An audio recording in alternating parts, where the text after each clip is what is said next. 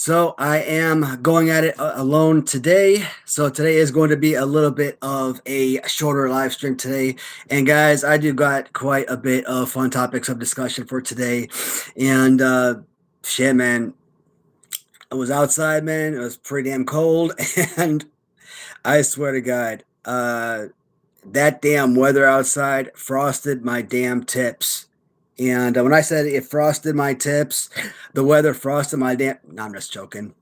The weather had nothing to do with this. So somebody's gonna tune in and be like, "Mother effer, what did you do to your hair?" It was time for a change. Every so often, I do change up the look a little bit, try something different, and it was just about time.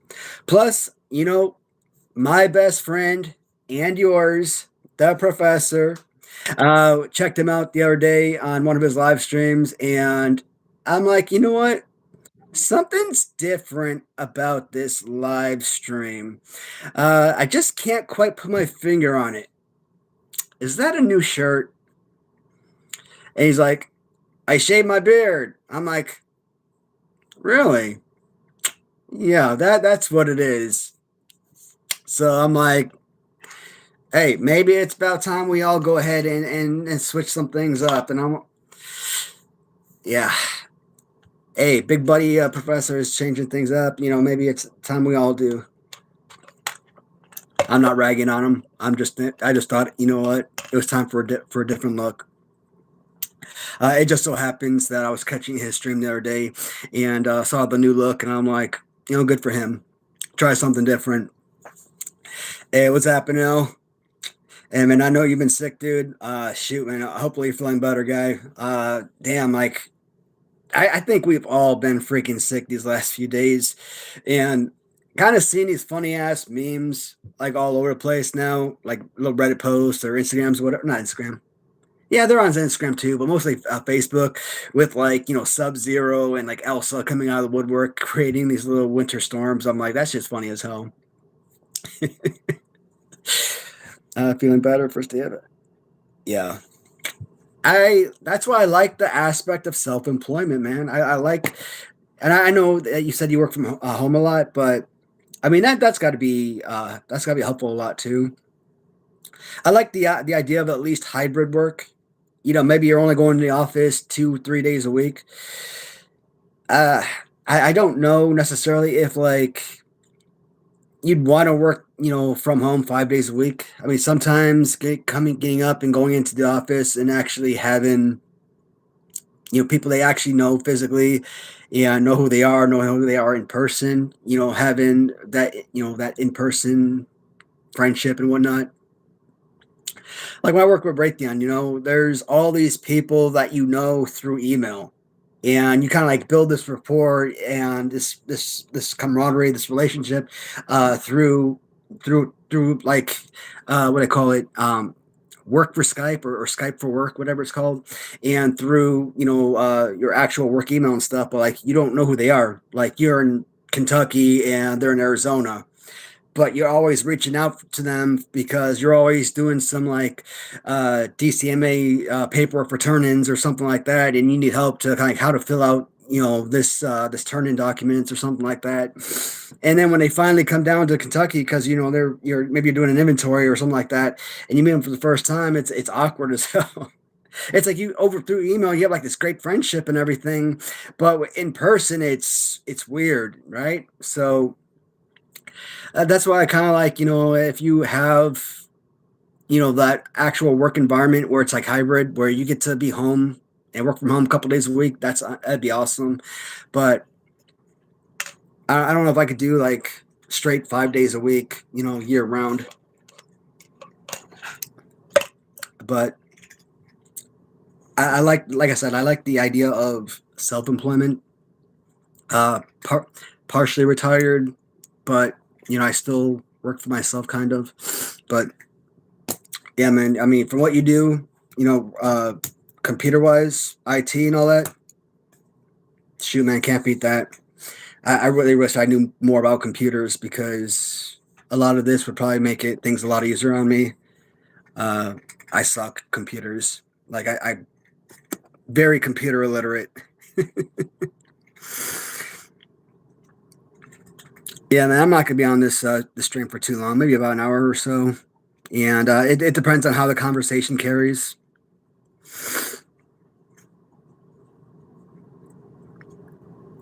Or part time, being I don't want to say. I mean, it's hard to find things to do to pass your time, and I don't want to say boredom kicks in, but that's why I try to like maintain, like be on eBay, being on Mercari. I'm not on there obviously buying all the time. Like I'm checking messages or I'm networking. Like I'm reaching out to past people who reach out to me. You know, hey, they're interested in a product, and I'm reaching out to see, hey, are they still interested in the product, or maybe we can work out deals. You know, maybe they reached out for $20 offer. Maybe I was interested at 25.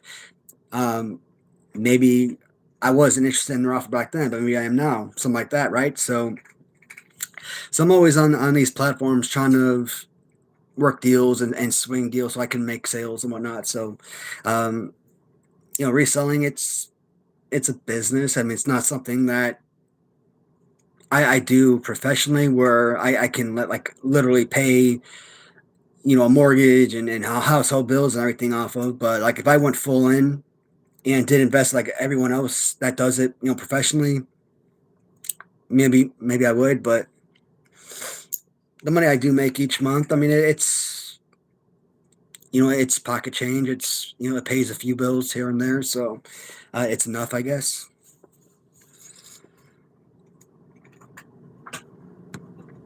Mm. Mm. Hey, what's up, man? Welcome to the show, bud. All right, so huge topics of discussion today. One of the things, guys, I mean, there's a couple. Hey, bum, what's going on, bud? I mean, once I did this, I figured I had to get rid of all this, kind of see how it all balanced out, right? So I don't like it though. I always say, you know what? If the hair is going to go, at least something has to stay. Um, if the beard goes, you got to at least keep the mustache, even if it's like a very small amount of, uh, as my wife likes to say, chin pubes, which I always get a giggle out of that because chin pubes, I'm like hilarious. uh, if you're gonna shave the mustache, you got to have some kind of facial hair. But I don't like the way I freaking look without facial hair, man. I'm so used to having some sort of hair, right? So I just look weird. Like I always said, like my older brother, right? Like growing up, like I always saw him with a mustache. So like whenever I saw him without one, it just looked so freaking weird. It's like seeing Tom Selleck. Imagine if Tom Selleck shaved his mustache, right? It's like, who the heck is this guy? He would just look so foreign to you because you're so familiar with seeing Tom Selleck with a freaking mustache. Or imagine seeing pretty much any of the guys from Duck Dynasty without their facial hair. Imagine just one day they came into work with just a plain mustache or completely clean shaven. Like, I mean, you'd be seeing like these multi-billionaires walk in there with like this damn $2 million suit on and beards down to their chest, and then imagine one day they just came in like literally professional with clean shaven and everything, like they work for the damn George Steinbrenner Yankees or something, right? Like it just looks, it would be so weird and uncomfortable because that's not who they are. That's not who you're familiar with. But anyways, yeah, I might not be keeping this lookout. My wife and I were talking about it. We're like, we want to go gray, like or possibly Santa Claus white. But so it may be changing up soon. We'll see what happens. Gigawatty. Man, Tommy Ranch. Oh, that's funny. That's too damn funny.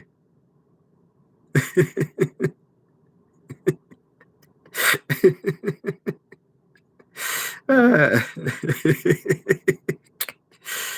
um, Uh, looking like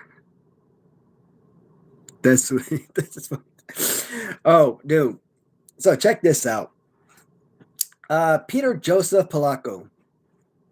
So I'm pretty sure a lot of guys aren't going to know that name, but here is a name that a lot of people will be familiar with. The Portuguese Man of War. Now, he really didn't have much of a run in wrestling in the WWF. I mean, he stayed long enough for a cup of coffee, and that was about it. But Aldo Montoya, whenever I talk about Maniac Riot Wrestling, there are certain characters, there's particular paints and color schemes that I gravitate towards. And Aldo Montoya is, even though he wasn't exactly someone that I really gravitated or cared about as a kid, right? But he's got that freaking look that I as an adult, would absolutely love to have as part of my line. Aldo Montoya is one of those killer freaking looks that I would kill to have create a character of.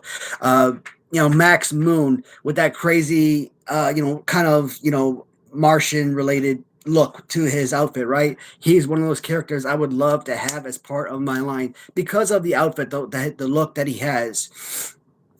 Um, and I talked about some months ago that I would love to make this figure, this character, and it got some comments where people like, do you know about his history?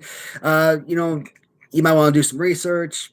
Maybe not the best look for your line if you want to go that route. But here, now we fast forward, and now you look at like Zombie Sailors toys and Hastel toys, grapplers and gimmicks. Uh, both heels and faces and grapples and gimmicks are both released in Aldo Montoya action figures for the Hasbro style figures. And I'm like, this sucks. This makes me mad. And I'm happy and I'm mad. Like, I'm happy because uh, they look absolutely insane. And I got to give credit to Zombie Sailors here. And when I first started with Zombie Sailors, I was a huge fan. Like, I've been holding them to such high esteem for like a long time. And then for like the last year and a half, like I just been like one of the biggest detractors because their crap, it's just been that. It's been absolute crap. They have just gone downhill so far. But this Aldo Montoya with the right extended arm, they moved away from the ape arms, and with those pictures that they have for that figure is unbelievably good. And I haven't bought a Zombie Sailor figure in a while, not since the purple cards, but that right there will bring me back to the line and buy another figure if that's the release. And even grapplers and gimmicks are getting in on the Aldo Montoya, and I'm jealous because I wanted this as my LGN figure, and I was kind of shot down for it. And then I kind of see all these other companies make it in their Hasbro style, and I'm like, man, I feel like I kind of missed out. I mean, it's a completely different genre, different line, right? It's Hasbro style, where I'm making LJN style, so it doesn't like it really matter in that regard, right? But here's the thing, though, where I kind of want to be different. I want to make characters that have never had their own action figures, right? That's why I'm looking at guys like Nate Hewitt. You get on the indie circuit, Evil Nate. He's got that whole Texas Chainsaw Massacre look. I freaking love that aspect. I want to get someone like that as part of Maniac Riot Wrestling, and kind of have him as like sort of like your main focal point, especially for like a Series 1 release. Have him alongside like a Bone Breaking Action. Have him alongside Damian Riot. Imagine those three figures kind of, and maybe have something like a Bum Shadows referee. Maybe solidifying your top four. We're also coming out with the potential Aztec man that Bum Shadows designed for me. And I want to talk more about that shortly because we might need to bump some figures around. I might need to bump Damian Wright from Series 1 because Aztec Man could be a Series 1 release. And even if it's just a made-up character, I could probably order 1,000 of those quote bootleg characters, and I think 1,000 would sell because I think based on that design that Bum Shadows came up with, it looks so freaking good that 1,000 people would buy that easy. But again, I want to talk on a little bit more about that shortly because there is a lot of information that's going into that figure, a lot of topic of discussion. But I want to hit on your questions and stuff before I move any further. All right. Guy Ferrari going out around looking for like another Aztec. All I gotta do now, Galactic, is kind of get the black beard with the or the blonde beard with the black in the middle. Yes, I think my wife could go for that look. I think she could go for that. Oh, Guy Fieri, that'd be awesome though. um, I kind of want like that silver hair though. Um, It's like, dude, just wait 10, 15 more years, let your hair go gray or white naturally. I mean, you're already getting that white hair in your beard, like looking like Santa Claus. Let it happen naturally. But no, I mean, while I'm still young and can have fake, I guess, gray, I just kind of want to see what it looks like on a young person, right? I mean, when you're 60, 65, 70, and you're starting to wrinkle and everything, and I don't want to see what I look like at 75 years old with gray hair. I want to see what I look like now with gray hair, right? So, and I don't want to just be regular gray. I want to be like, fashionable, silvery type of deal. Something nice, something classy. Yeah, look at me talking fashionable. I don't even know how to even style my hair. I wear my one. I've always worn my hair one way. In my when I was young, right up here, I always wrapped my hair around my finger. So I always had this colic right in this spot here.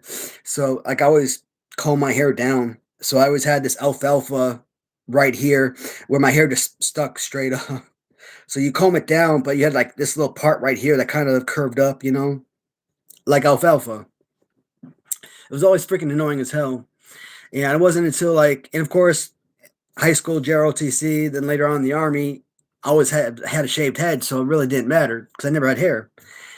And then later on, post military, when I went to contracting and started finally growing my hair out, as months passed, more and more months, hair got longer, and I could finally start combing my hair back. That's when that colic, whatever, started going away. But I've been so used to combing my hair back to like the last 15, 16 years that I think it's disappeared now. But anyways, I don't know how we went from Guy Fieri to colics, but anyway, piles, mine rush, piles of what mine? Shout out to Aldo's an unofficial click member.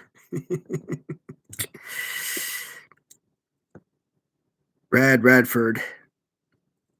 Do I know who Brad Radford is? I gotta look that person up. Looking like a normal.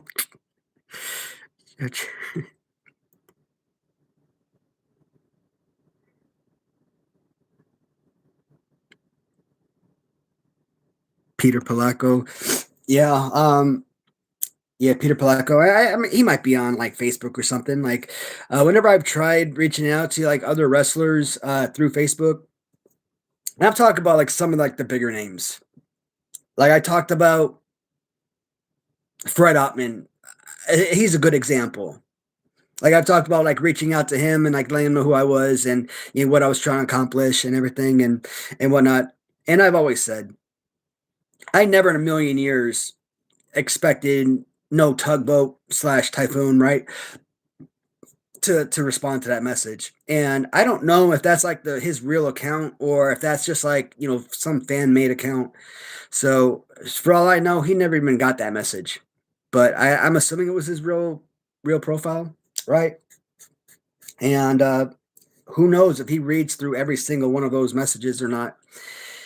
But I mean, is he on some kind of Legends contract? If not, who am I?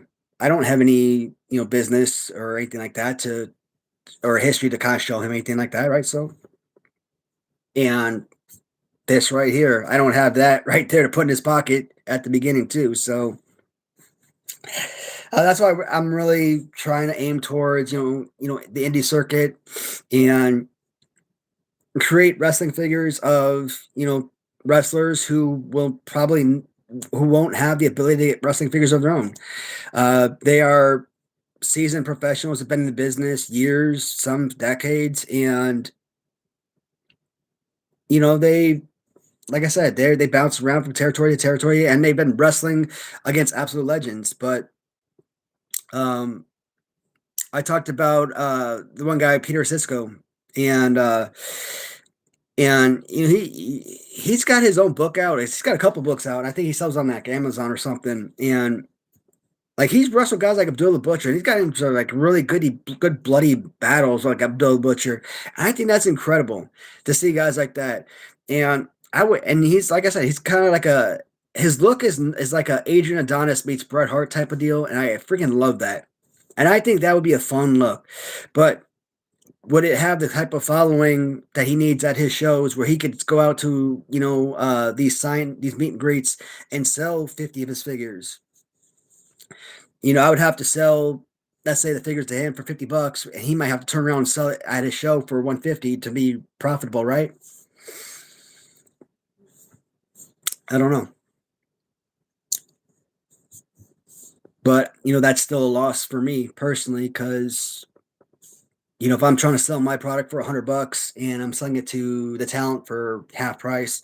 But I mean, for something like that, that to me is a reasonable loss, because I wouldn't consider it to be a loss.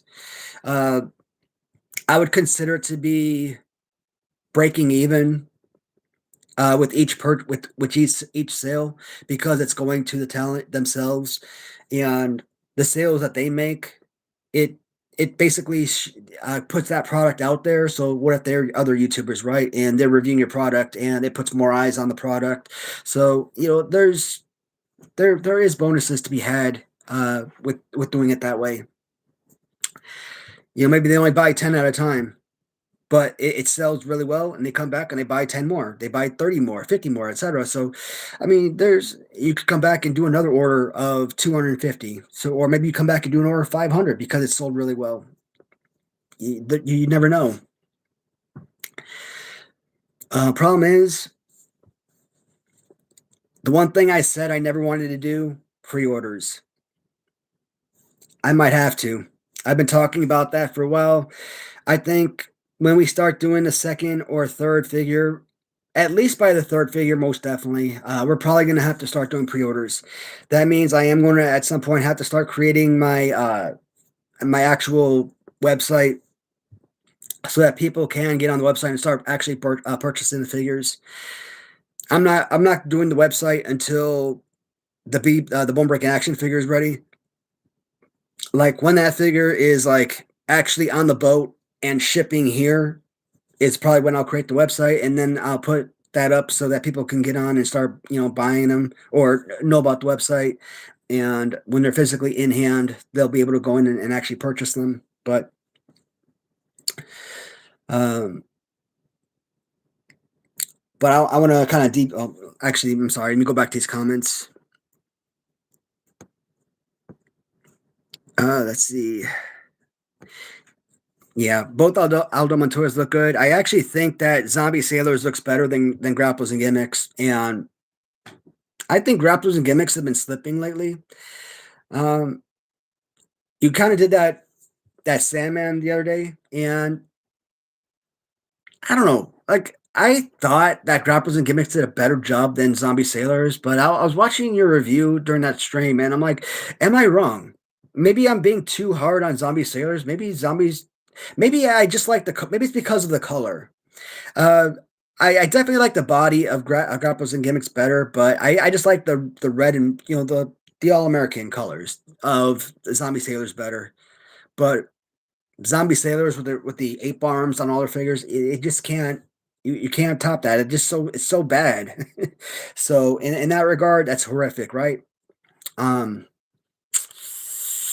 what more can you say? I mean, with the new pose with couples of gimmicks, the Aldo Montoya, I'm not liking that. I hear that the clothing that's on the figure, it's not just a build on, it's soft goods, so that might be a bonus for some folks. Me personally, I would have probably liked the built on clothing, something where you could just slightly put your finger underneath it. It's more of like a rubbery feel, but either way, I think Zombie Sailors nailed out their figure out of the ballpark. I think that one's gonna be an absolute killer. Rick McGraw figure feature the bowl of soup he drowned in. Oh God. Rick McGraw. What's up, Marty? Rod Papa Pump. Hey man, that's exactly what I'm trying to do. Reach the five. Man, Morty. Every single time. Say hi to people. This is Morticious. Mordecai. Mortimer. It took me a long time to figure out what the heck Morty was short for. Obviously, my wife, Summer and Morty, she took the names from Rick and Morty, right? Morty and Summer, brother and sister on the show. And for like the longest time, I was like calling this cat like Mordecai, and for whatever reason, she was calling it like Morticious, right? I didn't know what the heck what Morty was short for. I had to actually look it up, like what Morty would be short for, and on the show, I guess his name was Mortimer. So I'm like, oh, okay. I thought it was Mordecai, and I'm like, okay, I thought I had over here my own little, Mordecai Three Finger Brown over here, but no such luck.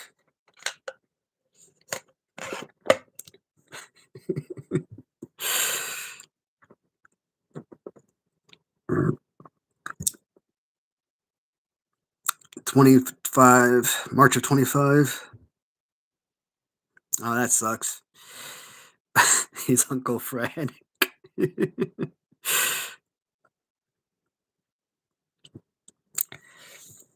Hey Gavin, pretty much just a reseller for now.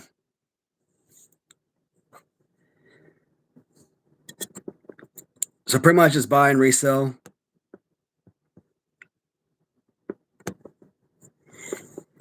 To give them a salmon that is movement in the ape arms are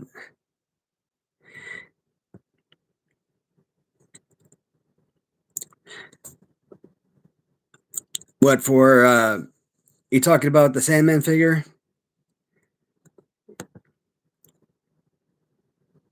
Cat time.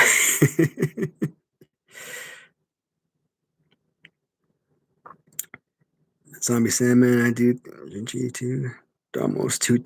Yeah. And I think that's a good thing with the Sandman. Is a simple fact that you always want to have different looking figures.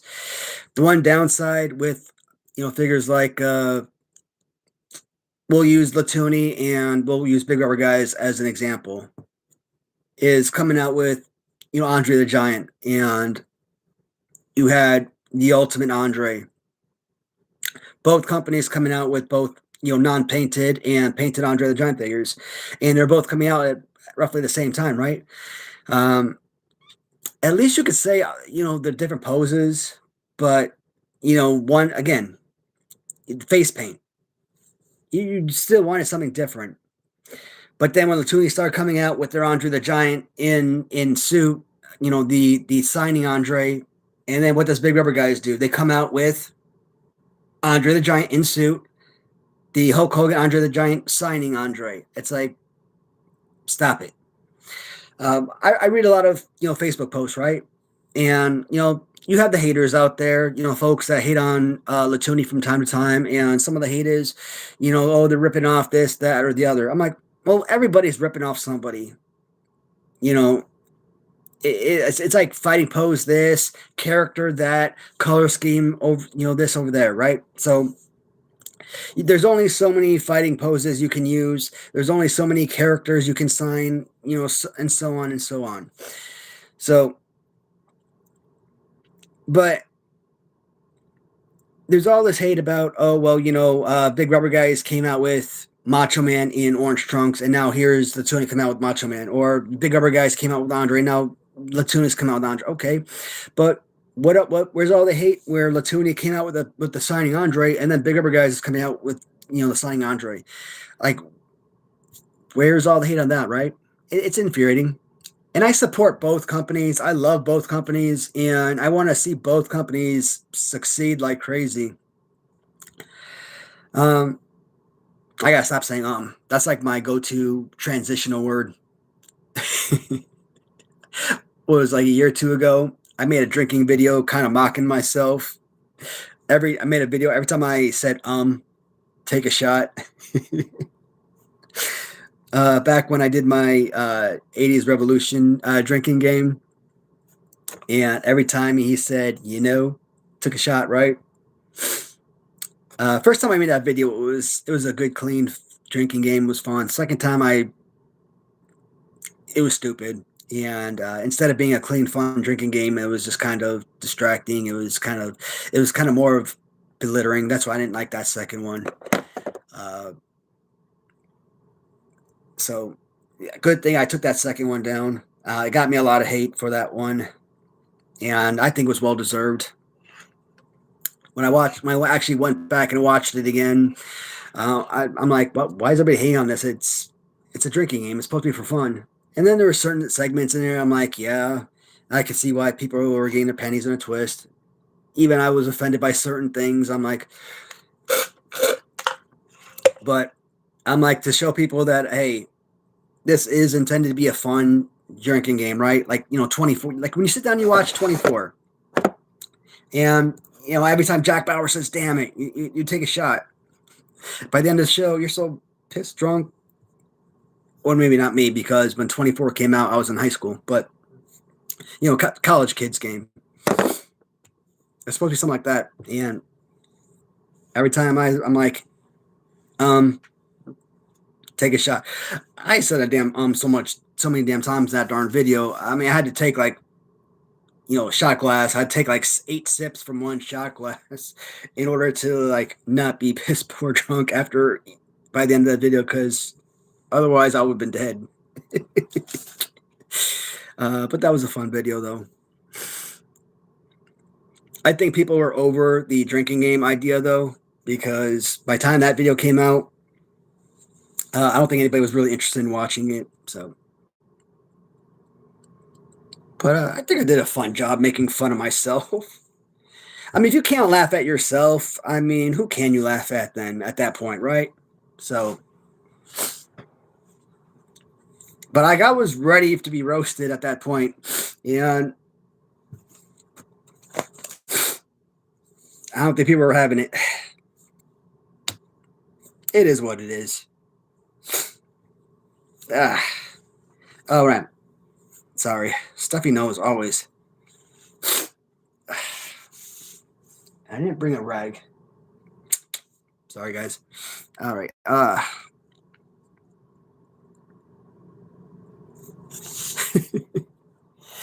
man. What do we got here?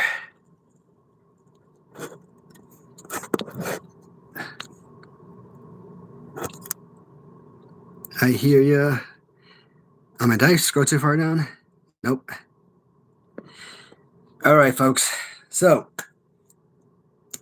I'm going to kind of be bouncing around. So, we talked about the Eldo Montoya figure. We're going to check that one off. Next, I want to talk about, let's talk about this one. Rush Collectibles. Our favorite boys, or our boys' favorite toy line. All right. Sal got me really mad about this one. For his clearance sale, not clearance, but his clearance sale, he's putting clearance on sale or something. I don't know. But forget the typo. I love Rush. No, man, but I own all of the variants of his Maurice Tillett, yeah, Maurice Tillett French Angel figures. And those suckers cost like over $40 each, right? I own every variant. And I think I have at least one or two extra as loose displays. And he puts on Instagram, I find this morning, he's having a clearance sale on his French Angel figures for $12 freaking dollars. I'm like, come on, dude. I'm like, just throw your pen up in the air. I'm like, what the hell?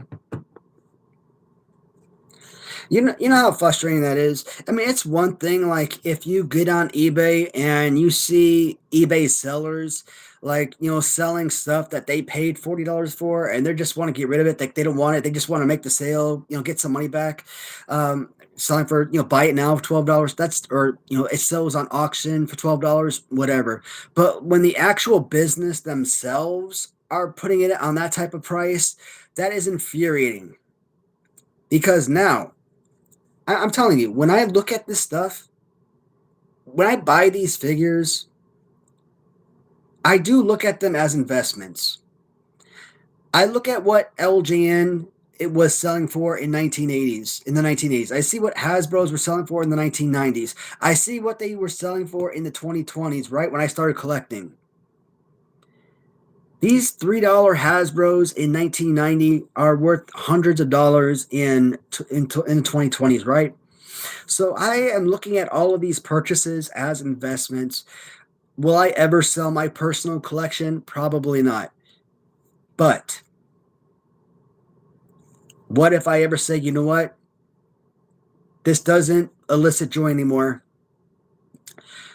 It doesn't bring me happiness. I don't care about this anymore. Or maybe I want to downsize. This particular character or this line doesn't bring me joy. I'd rather have the money than the figure, whatever. And I paid $50 on this, and I want to sell it on eBay or something, and it goes on auction for $5.50. It's like at the bare minimum, if you paid $50, you want to at least sell it for $50 to get your money back, right? But you think of it as an investment, so it's like, hey, you pay $50 for it. You would hope that, hey, 10 years later, that $50, maybe it's worth 100. Maybe it's worth 75. Maybe it's worth 60. Some kind of profit. So when I see that their own business is devaluing their currency, so to speak, that sucks. Buy gold and silver. BBI see that right off the bat, man. Yeah. One thing that's probably always going to go up in value. All right, I got to go back to these. Comments now because I know I missed some. Is Powertown the only worst company? Shoot, man, I gotta talk about that. I actually gotta talk to about what Bum Shadows brought up the other day about Asylum. That's what it was. Hey, Cosmic, if you were selling those in the secondary market,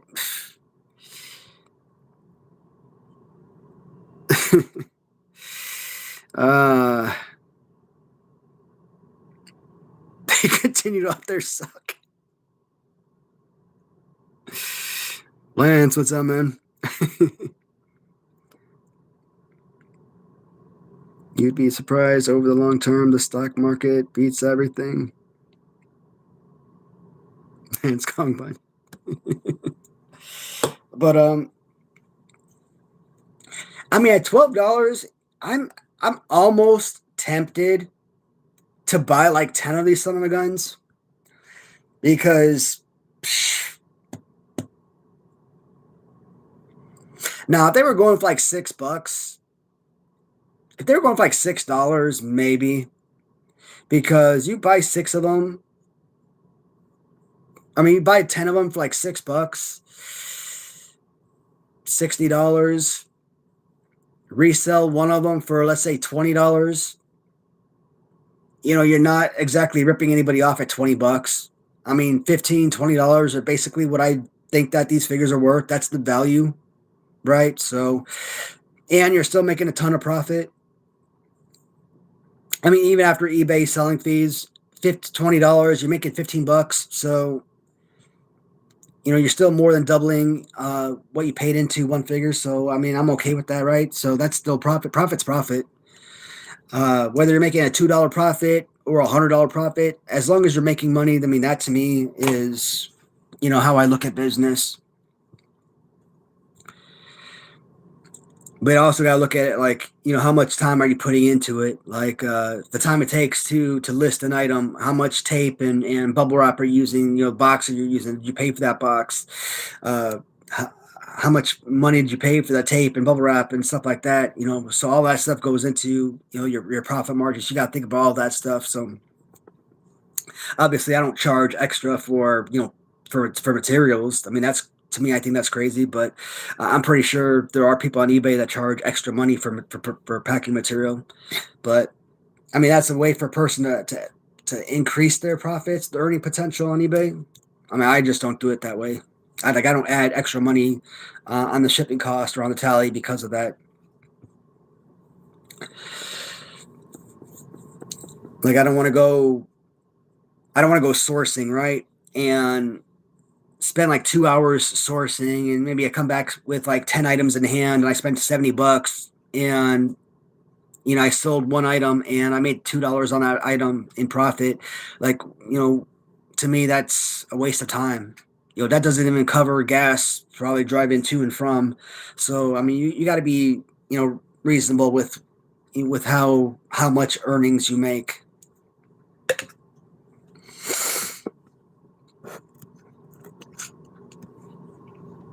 Should hear player blonde. I can't pin my.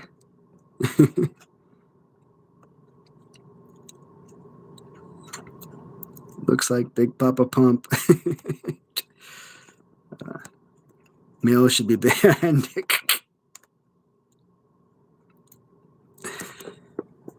Dude, that's exactly what happened.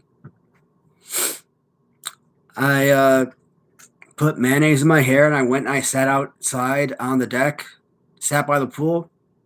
The damn sun just beat down on my hair all damn day long.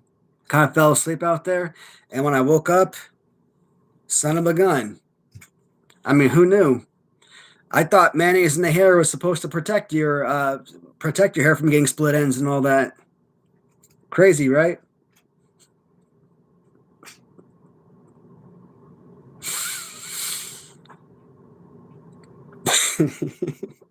So stupid. I think my wife fell asleep, man.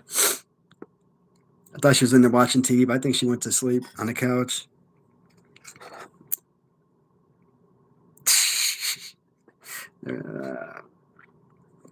I want green hair like Doink.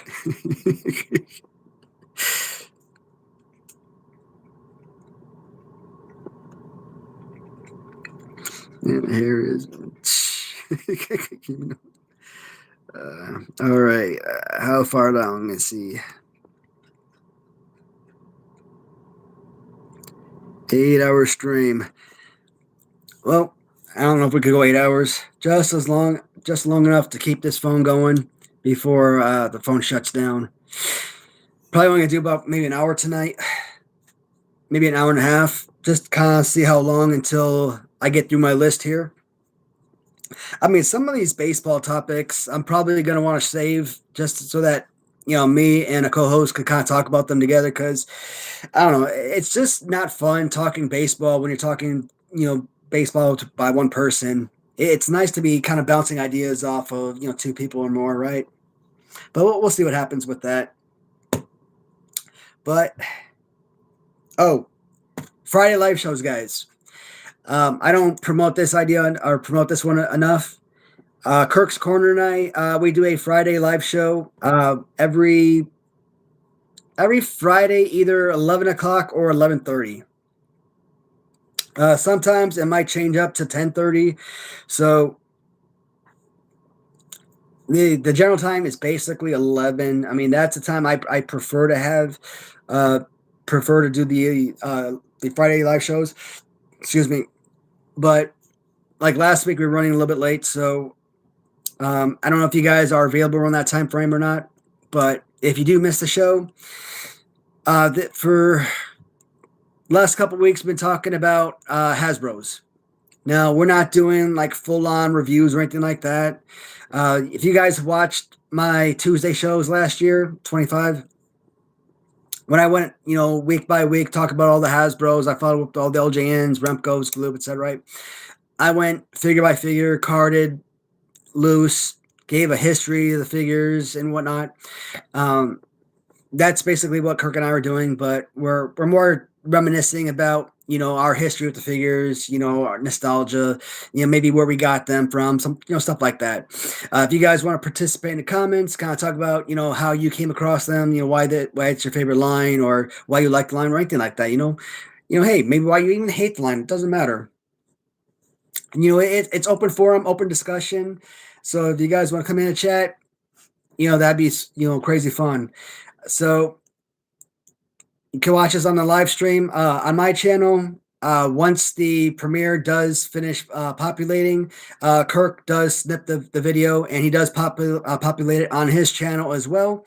So if you can also get onto his channel and throw it a rewatch on his channel as well, help give him those watch hours, because he is over 1,000 subscribers now, but he just needs those watch hours to help get him monetized. So that would be a huge help for his channel as well.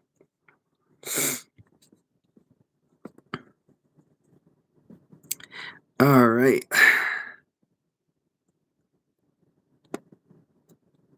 Let's see. It's my favorite hobby. Oh, man. Zach Grenier.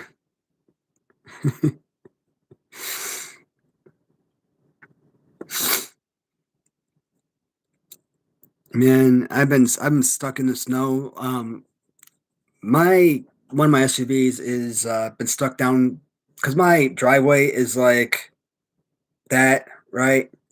So today I tried getting my SUV out of the driveway because I don't shovel the damn snow. My wife and I, we leave the house when we need to go like to the doctor or something.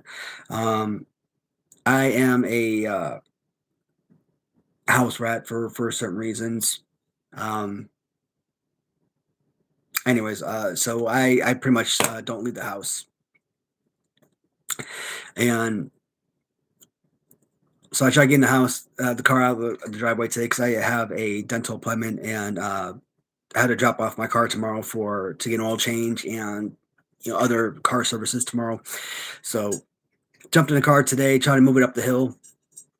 Damn battery's dead. I'm like, son of a gun. And I can't really get my wife's car to jump it because what does that mean? We got to go down the hill to jump the car, right? And we can't do that because we're gonna get stuck. But we took her to her physical therapy appointment today, and of course, what happens when we get back? We get stuck on at the top of the road I'm like, son of a gun. Had to have a couple of our neighbors come help us push us out. That's so embarrassing, man. I love snow. Like I'm from Chicago, right? So like grew up with freaking snow our whole lives, but then we moved to freaking Texas and didn't have snow for like ever.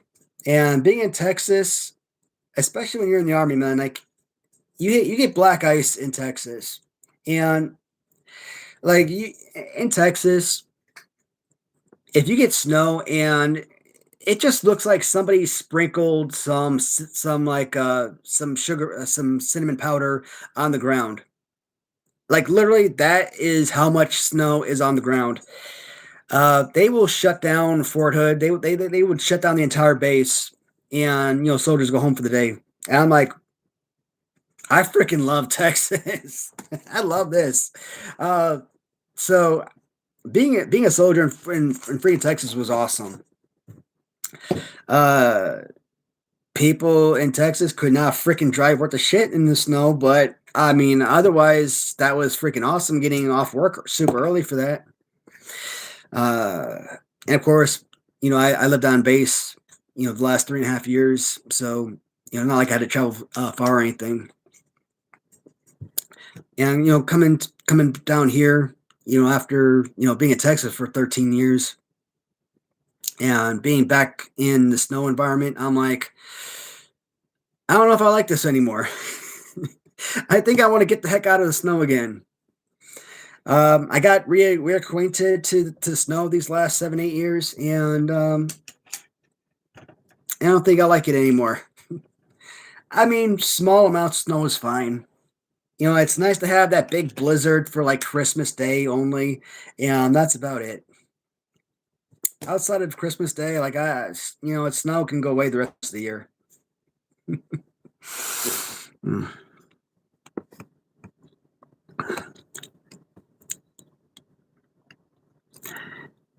Has a lot of perks.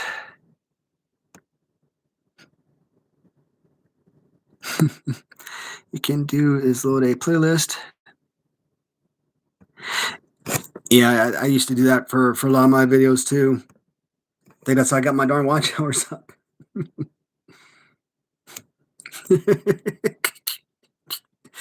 uh, Kevin Nash. If Kevin Nash was open to it, I would love to get a freaking Wizard of Oz LGN figure. It doesn't have to be just Wizard of Oz, man. Like, basically, I mean, I would love a Diesel, like an actual Diesel figure, but it wouldn't be no stupid this crap.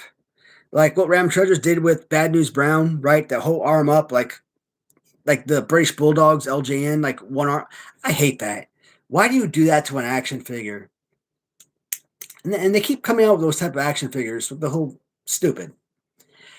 With Hasbro or something like that's fine. Because what does Hasbro and Hasbro style figures do? Up and down. Okay? You can work with that. When it's a stationary figure, like a Latuni, like a Big Rubber Guys, like an LJN, you can't work with that. Galoob, you can't work with that.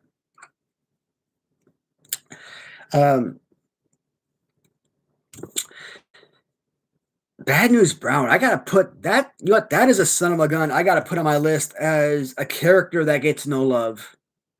I always say Jimmy Snuka and Rick Rude are two characters that always get some of the worst figures, but Bad News Brown gets some horrible, horrible figures.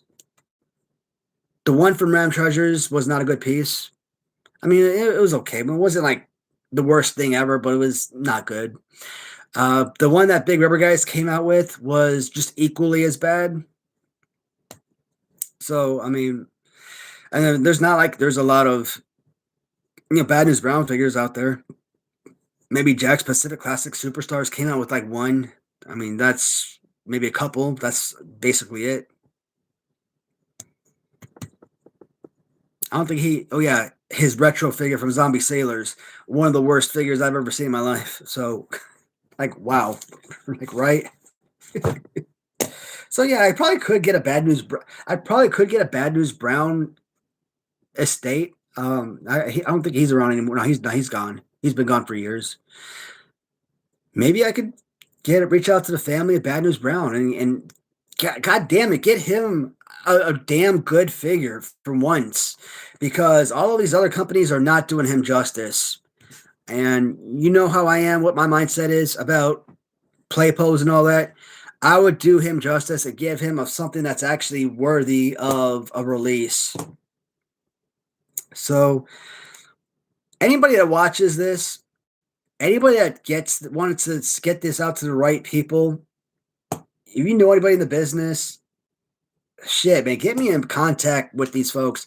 I would love to be able to release their figures and find some way to get them paid in order to produce those pieces. Bad News Brown, like, yes, I would love to produce a Bad News Allen action figure. Why not? Like a real old GN, not Big Rubber Guys. Love their line, but they failed in with what they came out with. So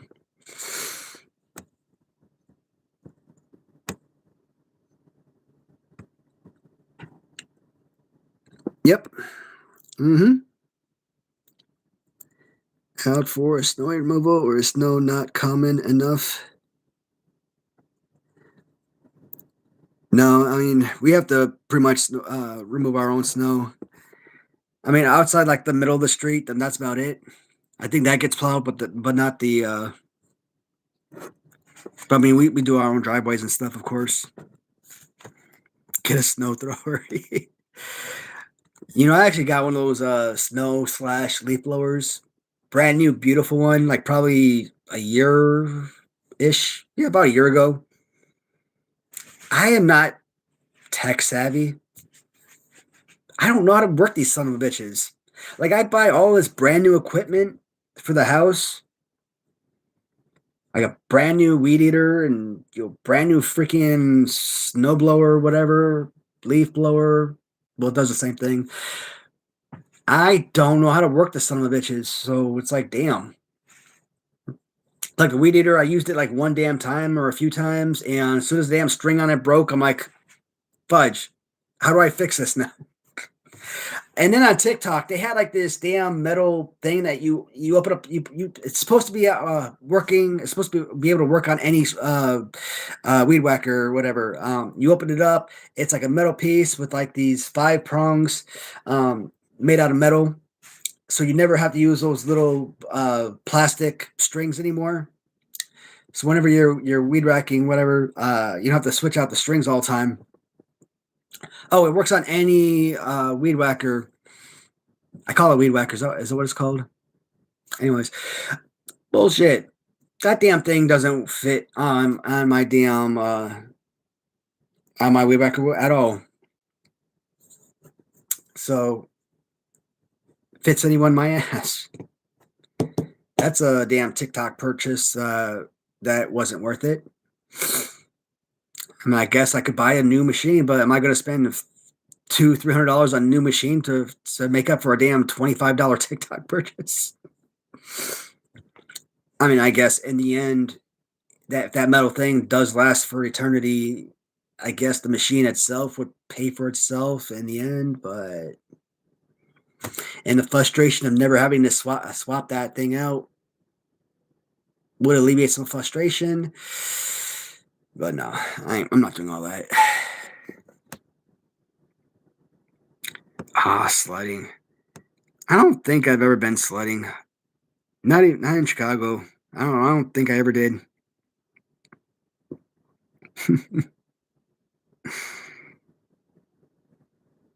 Too many plain diesels. I mean, what they come out with? Three of them. The white shirt, the black shirt. There was the Oz, and there was a fourth diesel, but I don't remember what the fourth one was.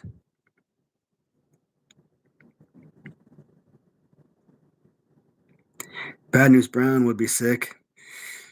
Yeah, man. I just wish I knew how to get in contact with a lot of these folks, and I wish I had something already set up where I can actually show them, hey, this is what we make, and kind of give them an idea, so they'd be much more willing to like sign on and work with us.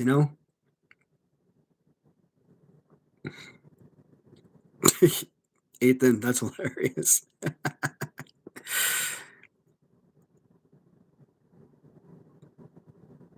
Yeah, that was a.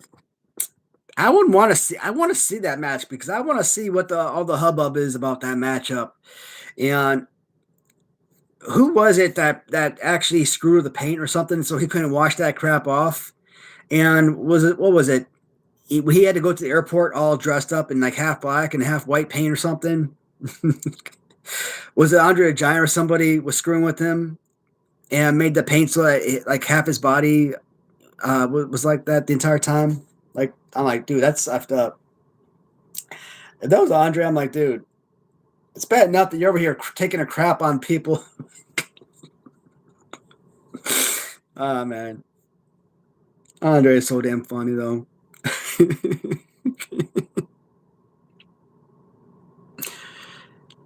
Yeah, Papa Shango. I mean, to me, that was my favorite Charles Wright gimmick.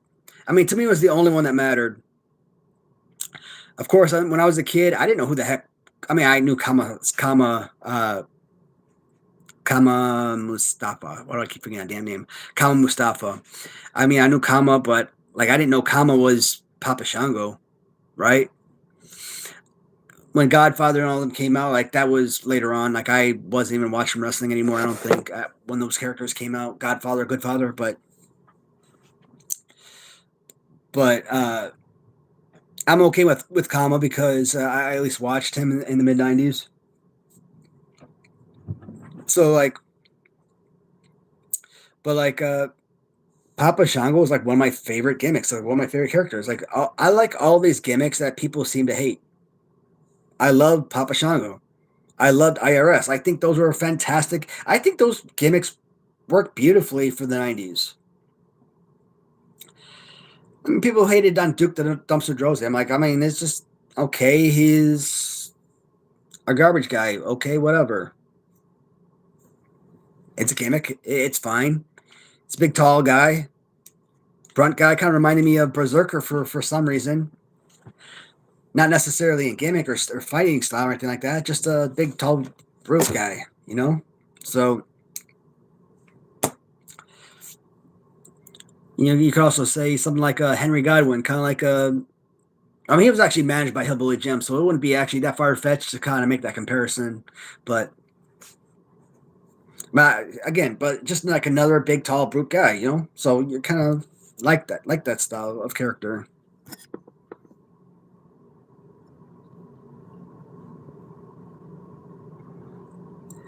Replace the solvent with water. Oh, there we go. uh, and emptied the black makeup remover, so Piper had to fly home painted half black. Yeah, there it is. That's messed up.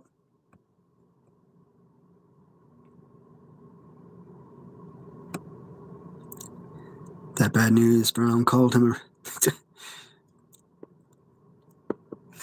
I mean, can somebody explain what the hell that gimmick was all about? Like, why did he paint half his body? Like, what was that all about? Like, I don't know the whole story behind it, but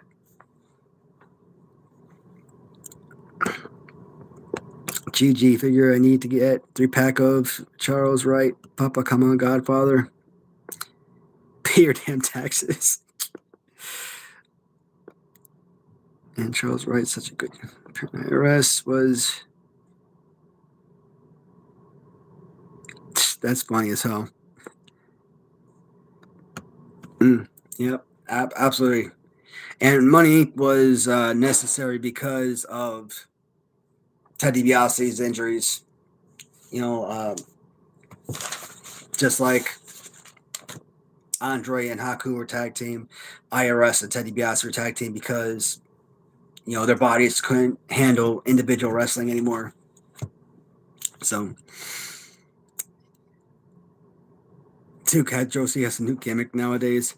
Google it. Man, is Duke Droese like a? Is he like a rapist or something now? You're gonna tell me something bad. No flying camera tonight. Hey Corey. Nah man, he's been feeling sick a little bit. You know how it is, bud.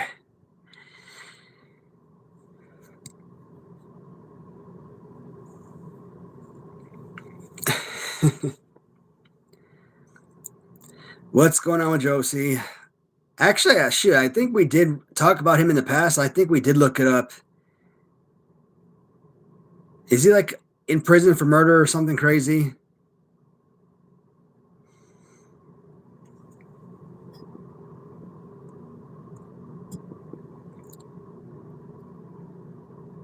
Ah, figures. Now that's disappointing. Josie.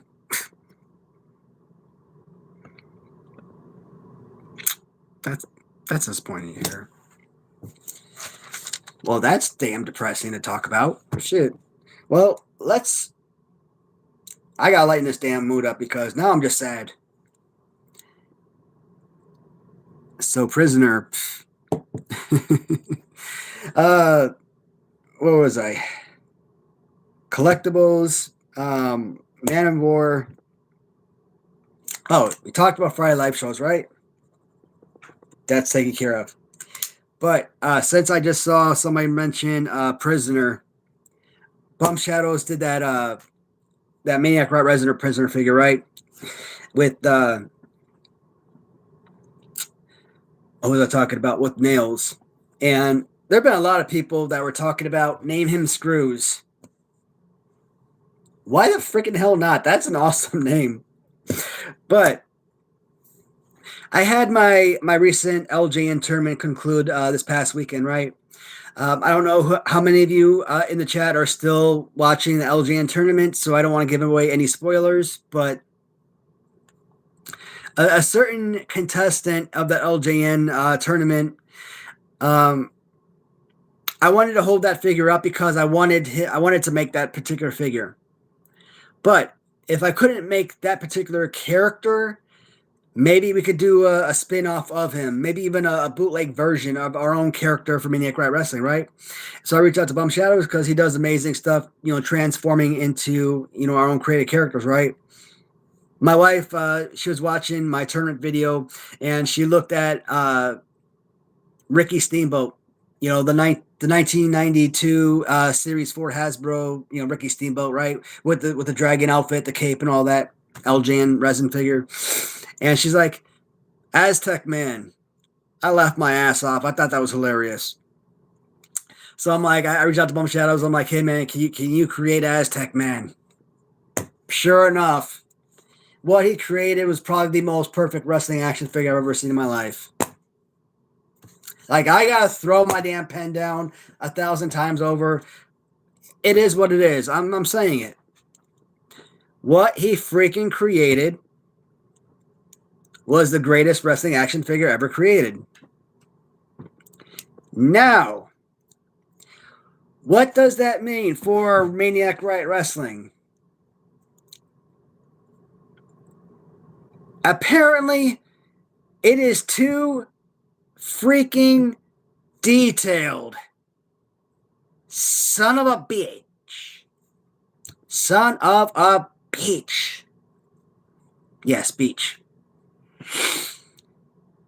I can't use the figure I want to use because, yes, it may be cool as hell, but with all of the intricate details of that figure, I thought it was like a computer system. Like, I thought once it goes through the paint applications, they're just gonna like run all of these molds, through like some kind of assembly line, and like some kind of like paint applications to come down and stamp the paint on all of the figure. I don't know. I haven't seen paint how these things are painted, right? So I don't know how this process goes. So I thought everything is, intricately painted by machines or something. These are like stenciled on, painted by machines or whatever. He says no, that basically there's going to be people who are going to be sitting there and actually by hand painting this stuff on detail by detail. I'm like, well, that's stupid as hell, because if I order this figure, it's probably going to be like 1,000 of these suckers, because this is going to be a figure that sells.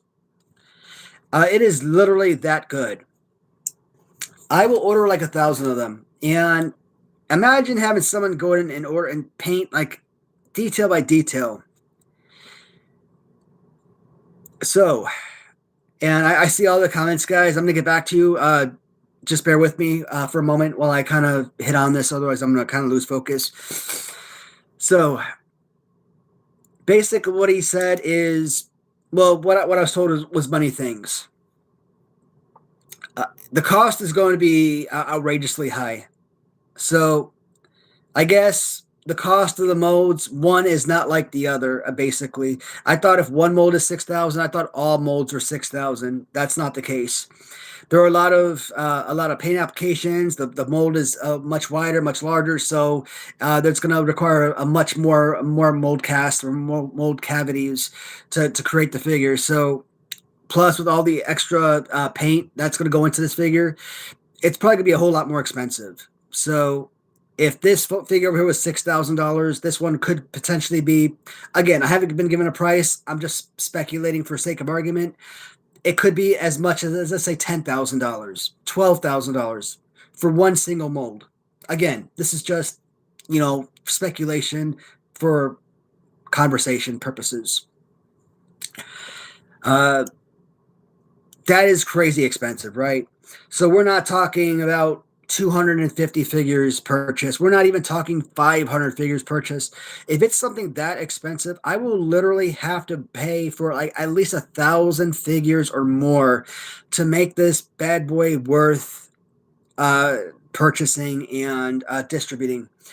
Because the purchase of all the figures plus the shipping, it has to be worthwhile, right? Plus, the cost of this, I may not be able to do $100 on each of these figures. Because of the cost of that, I might have to raise the price. It might have to be a $125 figure. Are we sticking with posters and all that? Most likely. So it's basically a Ricky Steamboat, right? But if we call him Aztec Man, it's a Maniac Right Wrestling exclusive character.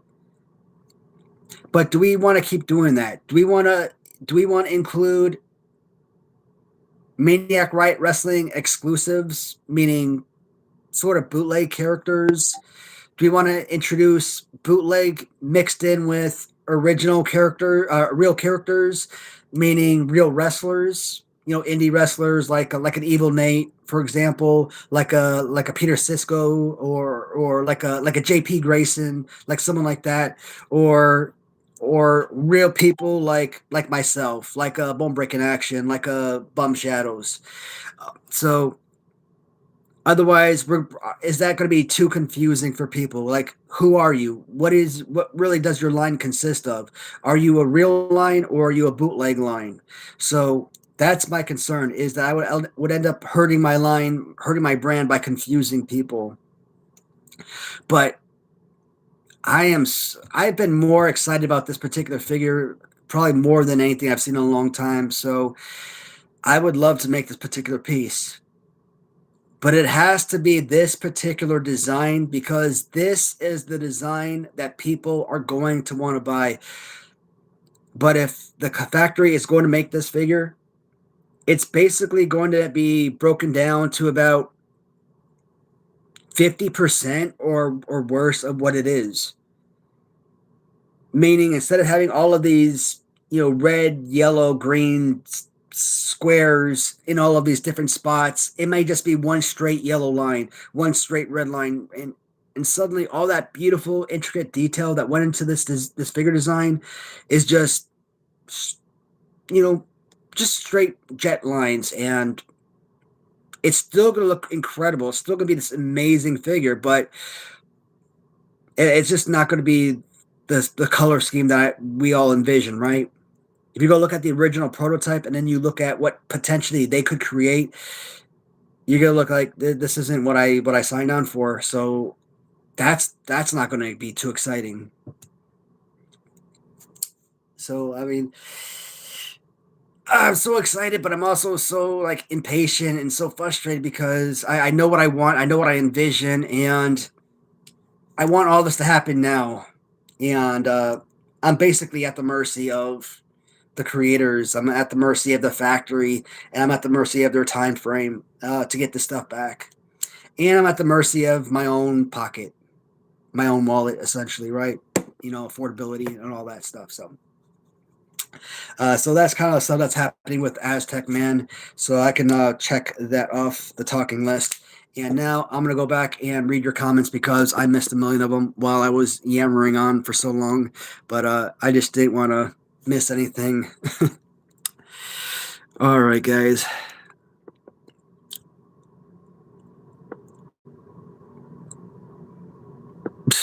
Look 10 years young. I mean, that's one of the reasons why I kind of wanted to shave my face too, is that because, when you do shave your face, you do look freaking super young in comparison.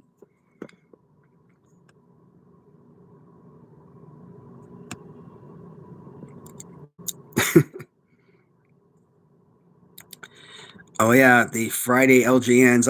I would have forgotten about those too. I think come Friday I'm still gonna forget about them.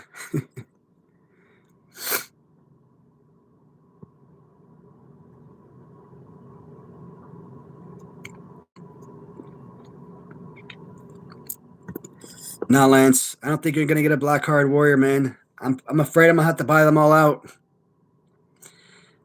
Yeah, when the black card warriors go on sale, I'm gonna have to buy all of them.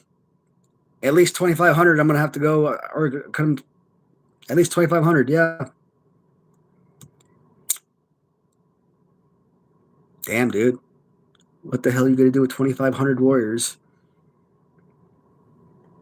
I'm gonna build my own little Ultimate Warrior museum. Damn, it really goes that deep.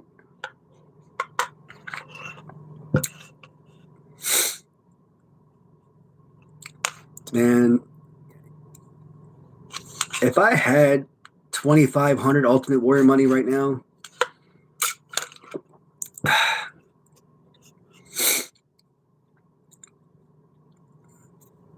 one could only dream. Nah, I'll probably go for like 2 warriors. But damn, shoot, you see what that original LJN black card went for? You know, nowadays going between like $6,000 to $12,000 for an original LJN, right? And because everybody wants that original LJN black card, and now finally having the ability to get that, have the ability to get an original, not an original, but having the ability to get a black card warrior, everybody's gonna go for that, right? And you know what? It's not a rag, but it's paper towels. This will suffice.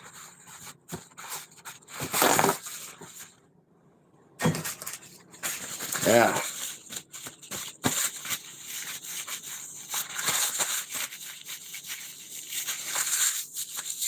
At least I stop at the darn sniffling.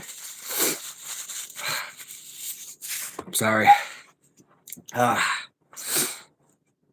Nose was bothering the heck out of me. What I just don't want to see is I just want to see like what I was saying with the last release, man.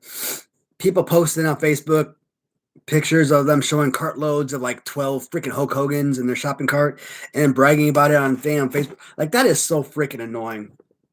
And I think a lot of time people were just doing that just so that they could freaking post it on Facebook and rage bait other people. So people would be pissed off about them, excuse me, buying out all of the freaking Hulk Hogan cards at these shopping centers. And it's like, dude, if you and that's the thing with the pre-orders have been selling out. Generally, when you pre-order something, it's like you pre-order 5, you pre-order 500. Doesn't matter. You're gonna get as many figures as what's being pre-ordered. But for Mattel, for whatever reason, it doesn't feel like it's the same way with like these other companies. You go to Grapples and Gimmicks, and they're doing a pre-order. One person pre-orders 500. Okay, if 10,000 people order one figure, and this other person orders 500, they're going to order 10,500 figures. That's just how it is. But I feel like there's only a select number of figures available with Mattel, so that's why they sell out of their pre-order so darn quickly. And it does make sense. It's a pre-order, right?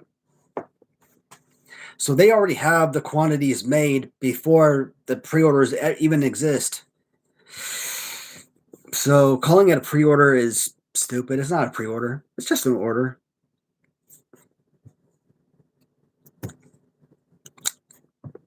Oh yeah. 10 a.m. was that Pacific time, so that's like what is that, 3 hours behind us? So 1 p.m. Eastern, I'm guessing. Or they had no, I think they're behind us.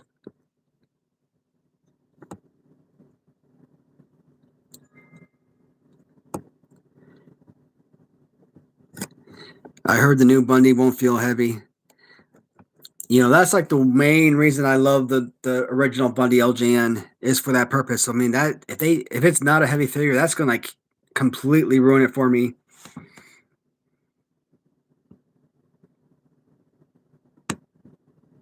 I want my Bundy to feel like a bowling ball. Exactly.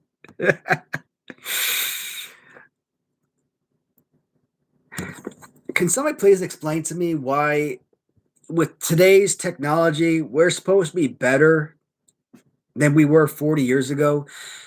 How in the 1980s were LJN able to make these figures in 100% rubber, but today it seems like none of these companies know how to make these figures in one complete block.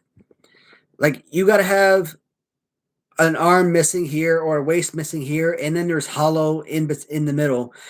Um, Even with the Maniac Ride Wrestling figures, I call them rubber figures, but I don't think what they're making for me are completely rubber figures.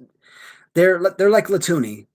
They're as close to the original LJN as possible, but they are not completely 100% rubber. They're, like I said, they're PVC material, and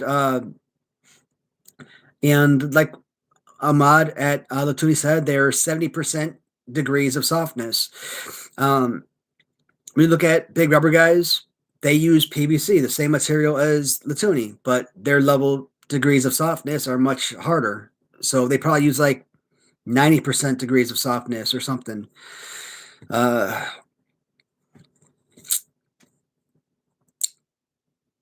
but either figures like Mattel, Latuni, even big rubber guys, if you were to, they separate. You can't break them open, and there's hollow pieces in there. They may be squeezable legs, movable hands, and all that, just like original Jan, but they are not 100% rubber like the original figures.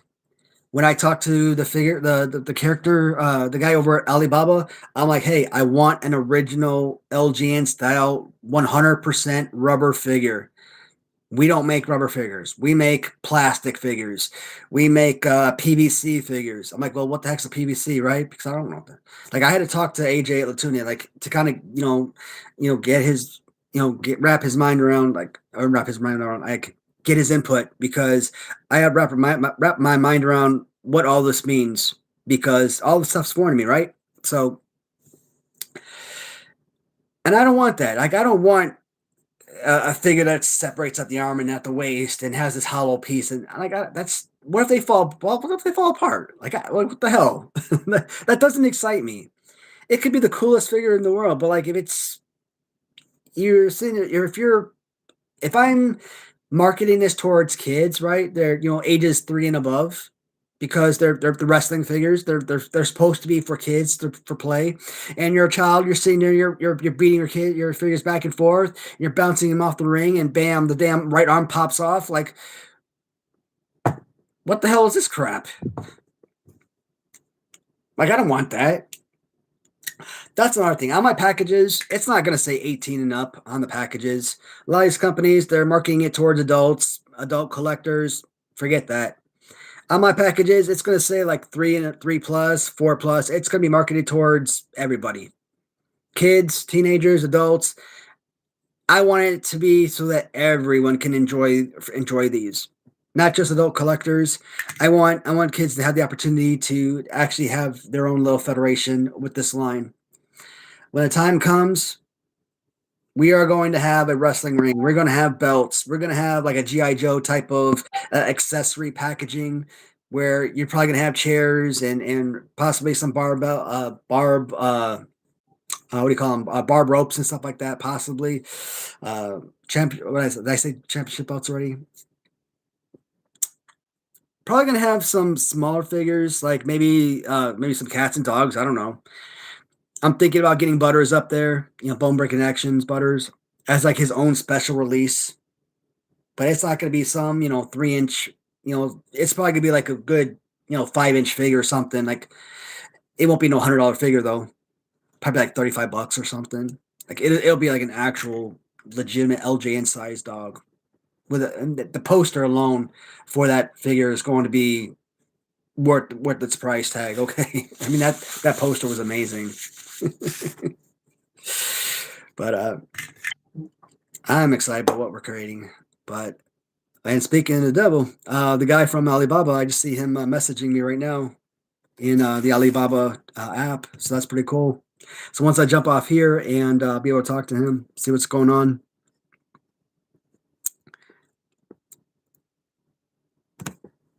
Right now, there's some young working in a. Oh man, that is so damn funny. Yep.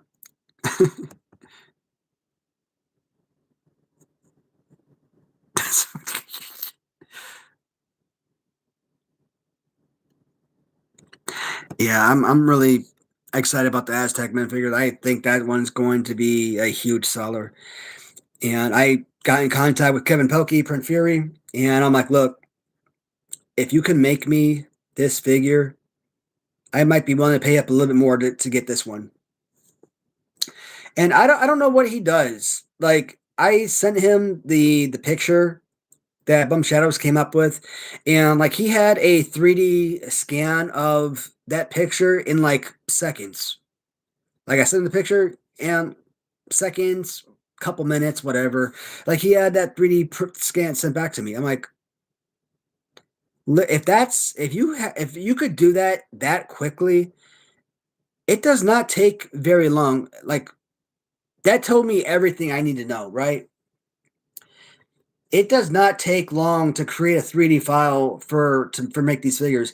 So why? And I don't want to be talking negatively because I he's like really the only good 3D customizer right now that I know of. So, but why were you trying to charge me $200 for a 3D file? Not a figure, not a figure plus 3D file, but just a 3D file by itself. When it literally took you a matter of seconds to create a 3D file from a picture I just sent you, like that, I'm like, dude, that just makes no sense to me.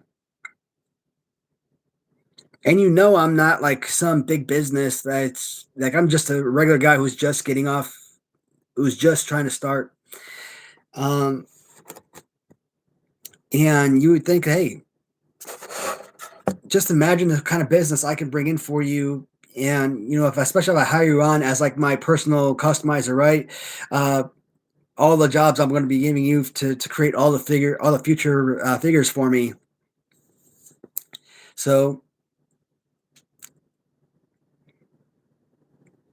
but yeah, that kind of like that kind of irked me a little bit seeing him come back that quickly. But you know, I kind of asked him like, hey, you know, is there anything that we could do with the fighting pose? Like, you know, change that up some, so it's not the exact same resin figure that I have already downstairs with my Ricky Steamboat figure, right? Oh, this is the one I have. Like coming back, like already coming back with like, I'm like, all right, whatever. I'm not really looking to rock the boat or anything, so I didn't really come back with much of an issue. I'm like, hey, I like the pose, love the figure. I mean, I am not going to complain about you know this look. This is perfect for me because I already have, like I said, the Ricky the Dragon Steamboat Ryzen figure. I would have loved to get something different, you know, fighting pose wise. But I mean, if that's all we can get, I will not complain that one shed bit because that is a perfect, beautiful, fantastic, perfect figure that I would love to bring to market. But like I said, I was inquiring. You know, I gotta do my diligence. But kind of being shot down that quickly, I'm like, and like I said, it wasn't like you know you had this on file. Like I sent you a picture, you took a screenshot of it. I don't know how he did it, but uh, yeah. Or maybe he made that figure or something like that in the past, and he already had a look like that already. But how did he incorporate all of those designs that Bum Shadows had on there? Because like all the skulls and little details that went into the boots and everything, like, he incorporated all that in there too. So uh, I don't know how he does it. Like I'm not a 3D designer. I don't know anything about computers, so it's I just find I find all that stuff very fascinating. And if somebody ever like sits me down, walks me through like step by step how they do all that, I would never in a million years understand a damn word that they're saying to me, but like I would still find that crap fascinating like crazy though. But Aztec man, I actually put up in a post. Here's Aztec man, who's buying or something like that, and what I would want is like someone hit the like button, and let's say 20 people would buy that figure. So 20 people would like that comment. 50 other people would buy that figure. So 50 other people would like that comment. And so I would look at that. I would say, okay, 70 people have liked this comment. So what that means, what that tells me is 70 people would buy this figure.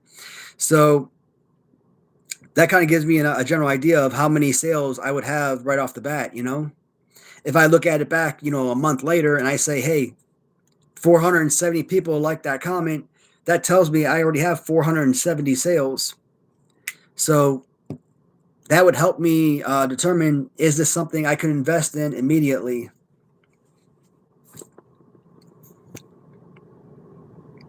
Yeah. Sell them to Kyle Peterson's a big Warrior fan.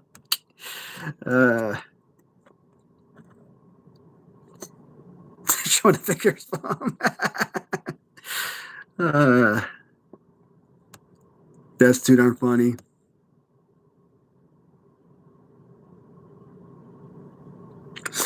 Maybe that's exactly what I think people are doing. Taking a card full of pictures to post on Facebook just for freaking, what do you call it? Shock value, rage baiters,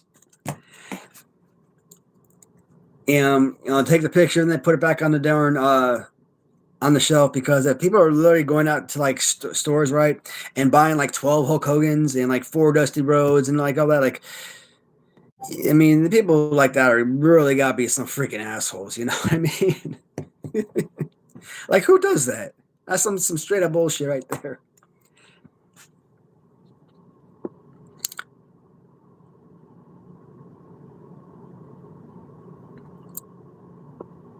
They could, but they'd have to charge more and or take less profit. Yeah, I don't think they're gonna limit it to.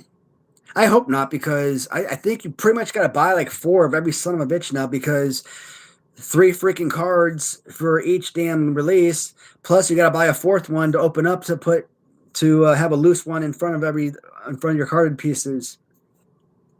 Now, imagine if you were the sort of OCD collector that's like, okay, 3 different cards.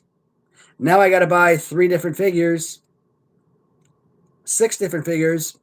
Hope that I get 3 different cards, or plus a different 3 additional cards of the same color, so I could open up those cards, have the loose figure in front of it in case the skin tone matches, that respective card, and then have the poster inside hopefully be the same, right? So you have 3 different posters. What if you also save the bio card, right? Oh my god, like, imagine people really going full scale insane about something like that. So there's a guy on Facebook that sells bio card folders, bio card binders, poster binders, and card back binders. And he's selling for about $60 a piece, $70 a piece, $80 a piece, depending on which binder you buy. And I was looking at his photos. So really, other than like the binder cover, and I think the binder backing, and the spine of the binder, which he might run through his computer and print some kind of image out that he puts inside there. Other than that, the inside of the binder really isn't anything fascinating. Like, all it is document protectors inside the binder. You take your card backing, you put it inside the document protector, and that's your fancy protector. I'm like, hold on a minute. Or you put your poster inside the document protector. I'm like, this isn't some like high tech, fancy hard plastic protector or anything like that. It's just regular document protectors. I'm like, Avery document protectors or something like that. I'm like, this is like, or Skillcraft document protectors. I'm like, come on. You're charging, you could go to like freaking Walgreens or Walmart, literally anyone that sells a binder. I mean, how much does a binder cost? $4? A pack of what is it, 20 or 50 document protectors? I mean, what is that? Like $7, $10, something like that. And you're charging $60 to $80 for a binder. Now, does these binders come with posters? If so, how many posters come inside there? And if they come with posters, how many? Are you printing these special posters? Like, I mean, the paperwork and print and the ink doesn't possibly cost that much. So, I mean, people are buying that stuff. He's definitely making a killing. So, kudos to him. But back in the day when he tried charging me $130 to make me one single poster, I'm like, dude, no thanks. $130 for one poster and then $30 extra for like each subsequent poster I want. I'm like, get the hell out of here. No, like, no. I got glossy camera paper upstairs. Guess what? If I wanted to make my own poster, I could print my own poster on my own computer paper. Like, no. And you know what? It wouldn't cost me anything other than my own ink. Like, dude, ridiculous. But how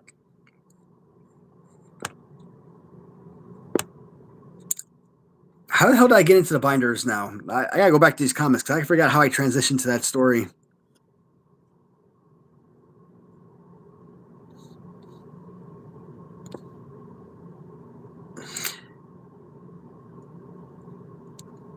I think they were limiting to, let's see, that would be a 10 story and a half. I'm thinking anywhere between Lifetime Move and all the way to a hardcore film. I hate when it happens. I always go off on these tangents. I can never remember how I got to the story. The OG Lifetime movie posters. Oh, god damn. Friggin' BBA's come out with like 92 posters in the last few days. I think I've liked every single one of those damn posters. Haven't been able to comment every single one, but I think I've seen every last one of them. Polyvinyl chloride, like plumbing drain pipes. Shoot. Very well, possibly. I don't think you're that far off either. Didn't see had a comment after the Asian lady thing. I do like. I saw that comment. It's fine.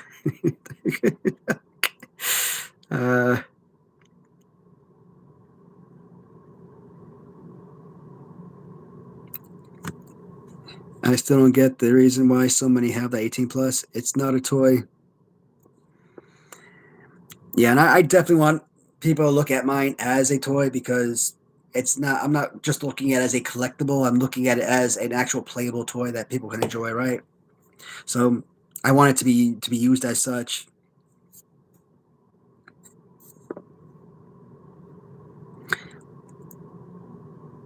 I think Fly should sub to me already. God damn it! Oh dang hell! I need to hit the likes and subscribe.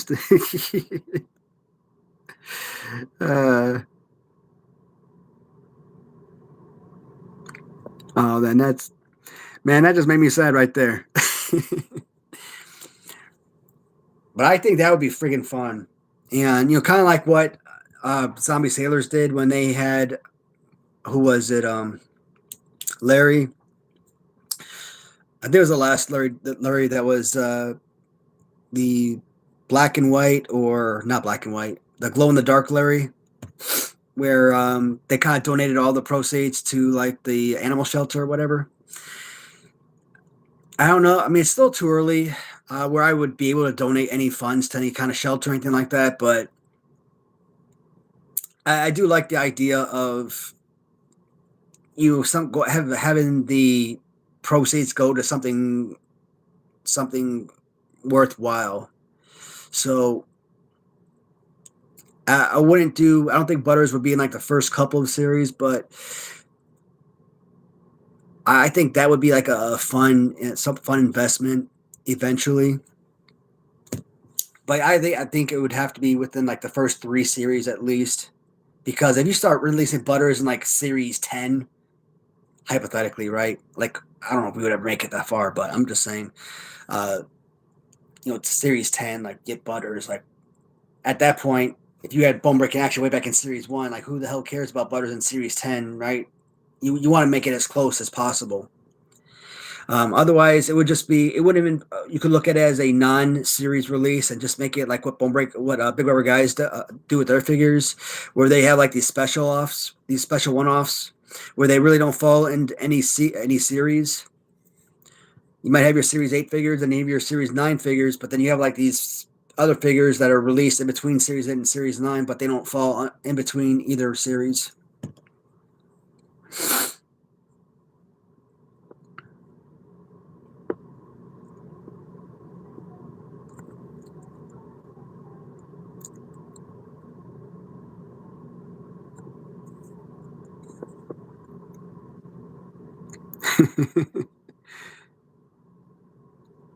I'm gonna take the pic of LGNs on my cart and write C on my page.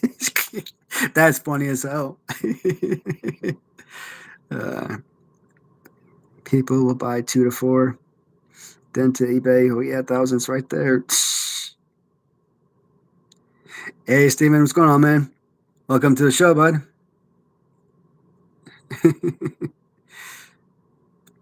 Yeah, 11 degrees. That sounds about right. Ah, dang.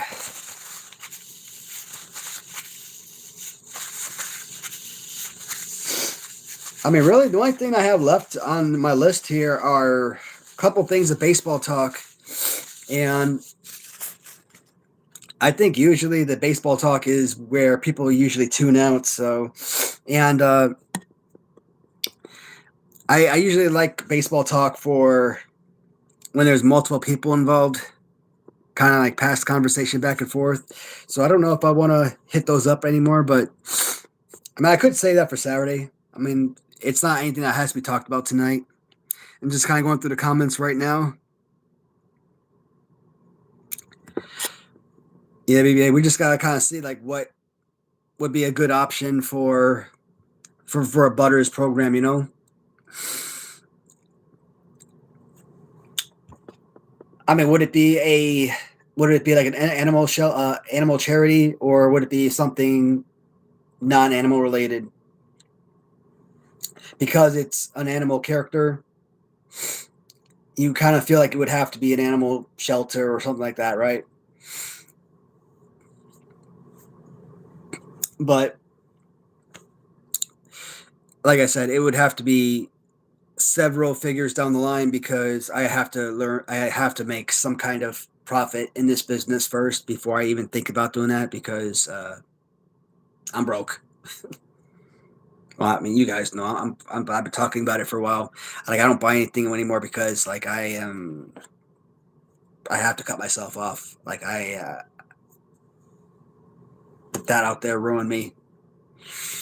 The only reason I'm considering this business here is because I've already invested into it, and I had been talking about it for a long time. And I would felt like if I didn't move forward, I'd be letting a lot of people down. So I wanted to get, I definitely wanted to get that first figure out. That was important to me to at least get one out. And I have a feeling that we're gonna do really well with the first one with the BBA figure, and that's going to allow us to get number 2 and 3 out. And I've always said, worst case scenario, if we only do one series, I can live with that. I can live with one series release, whether it's 3 figures, 4 or 5 figures. If we get one series, I will consider that to be a success. I would like if we continue on going further on, but that means that we were able to do something that not a lot of people are able to do, and that means we were able to make enough money to fund other endeavors, create other characters like the Bump Shadows figure potentially.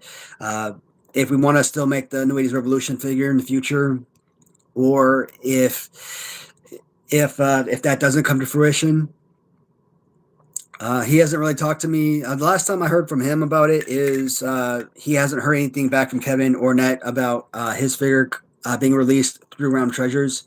So he was interested in getting back on track with Maniac Right Wrestling about potentially getting his figure released. So that's the last I heard about him. I heard from him in that regard. So yeah, when I last talked to Kevin about this was over a month ago. Yeah, and I let him know that hey, I talked to I talked to Jason, let him know that hey, he wanted to get back on track with me with MRW, and I wanted to buy the 3D sculpt that he had made of Jason, and he was worried at the time about me about selling me his 3D file because at that time I was actually going to buy the file from him, but he just doesn't want to sell me random guy someone else's file. But I mean, I guess I kind of respect that because like if he made a file of me and some random person wanted to buy a sculpt of me, would I want some random person to have a file of a me figure or something? So it's nice that you could trust that he would just randomly sell your piece. But at this point, I think he knows that we know each other and that or that he can reach back and forth and verify that we know each other and that it's okay or something. But I don't know. I think one of the ideas I'm also batting back and forth. I'm thinking like maybe one YouTuber, maybe one legitimate wrestler, maybe one makeshift created a character each series. Maybe Bone Breaking Action, maybe someone like a Evil Nate, and maybe Aztec Man in series one. Then we come back in series two. Maybe we have someone like Bum Shadows in series two. Maybe come out with someone like let's say JP Grayson in series two, and let's say we come out with the Prisoner or the Jailbird or something like that. Hopefully, by the time the Jailbird is released, again, just using him as an example, it doesn't have to be that particular character, or we could call him Screws. Um, I think I like Screws better. I think that's more fitting for the Nails character, right? Um, yeah, I really like that idea because I don't think you would be able to get. I think his real name is Kevin. I don't think you would be able to get his like this in real life, not unless somebody knew him and could reach out to him. Because if we could get the real life person, I mean that'd be better, obviously. But that'd be a fun idea. You don't have to go out get 5 or 6 characters per series. I mean, three characters per series is fine. And if you're getting one makeshift character, one real character and one YouTuber per series release, that'd be fine. The only bad thing about that is I really wanted the Devil to be the next release after Bone Breaking Action. And by doing it that way, I'm basically pushing the Devil back to about series 3. Or maybe I push the Devil to series 2, maybe Bump Shadows to series 3. Or maybe I just do 2 YouTubers in series 1, or maybe 2 YouTubers in series 2. I don't know. There's a lot of possibilities. So, I mean, it's stuff we can go back and forth all day on, right? It's fun to talk about, but it's also very frustrating because there's so many possibilities, so many great potential, great possibilities. So it's nice to always kind of, hit back with you guys and kind of go, get your guys' opinions and stuff because at the end of the day, it's it's collection talk, it's wrestling talk, and you guys kind of see my mindset and be like, Dude, you overthink everything." But it's that whole mindset of me overthinking everything that's really possible. And look at that, L. Uh, Not even two people on the and we did reset. So it doesn't matter if I'm on the computer or the cell phone. Or I'm sorry, it doesn't matter if it's two people or one person. Whenever I'm on the cell phone, once I hit about an hour and 50 minutes, the phone resets. So that is good. That is interesting. All right.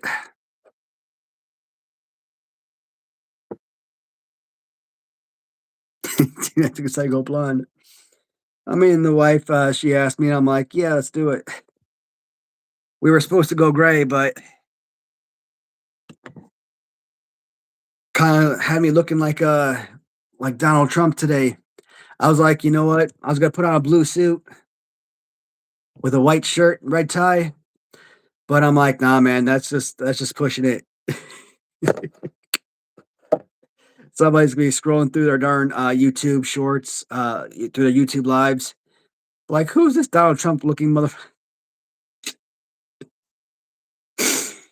I didn't want to catch no heat from nobody, man.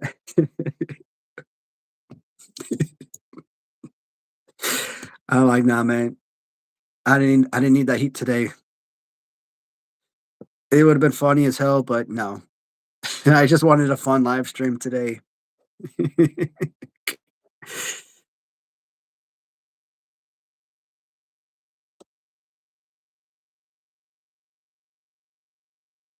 uh,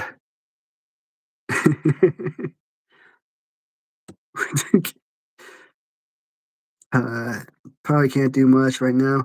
Yeah, the deck is still a long ways away from being complete, and I don't want to talk. Well, I don't. It's not that I don't want to talk about it, but there's things I want to say, but I don't want to say too much because I may be watching. Um, but yeah, the guys haven't been able to work on it in a long while because the weather. It rains like crazy, and it rains. It's everything's muddy. Couldn't work in the mud because when they're back there, what are they doing? They're sinking into the ground. Foundation isn't stable. Really couldn't lay the woodwork. Couldn't lay the poles. Couldn't lay the cement, everything to lay the poles. In order to lay the flooring and lay the new decking and all that, and all the damn snow and all that stuff. We had to go to Lowe's. We had to get all this new boarding and all these new floorboards and everything, right? And all this stuff is just sitting out there. I'm like, how this stuff is getting warped. I'm like, luckily, all the stuff that was moved from the back to the front yard, finally in like last month, they finally used it all up, and it's all out of the front yard now. But like it for like 2 almost 3 months, like that stuff just sat in my front yard. I'm like, can like you guys get back here and do some work? I mean, I really can't be mad at the new guys because they saved me. The last crew that was here that failed to do their job at all, um, they really screwed me big time. I mean, the second crew I hired, I mean, I hired them so late in the game, like it was November when I hired them. If I hired them back in the summertime, they would have been long gone, long done with this procedure, and this deck would have been long finished. But at this point, I'm not expecting anything to be completed until the weather warms up. So when the snow is gone, and then what's going to happen? Rain season's going to start, right? So I'm saying like March, but realistically, I'm probably looking more like April or May before we're going to see any sort of progress. But I'm hoping like to have the pool up and running by April, so even mid March. So I'm hoping like to be closer to being complete by then.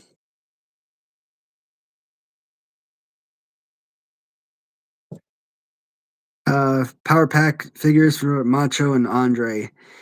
I don't think so. Those aren't the ones that look like GI Joes, are they?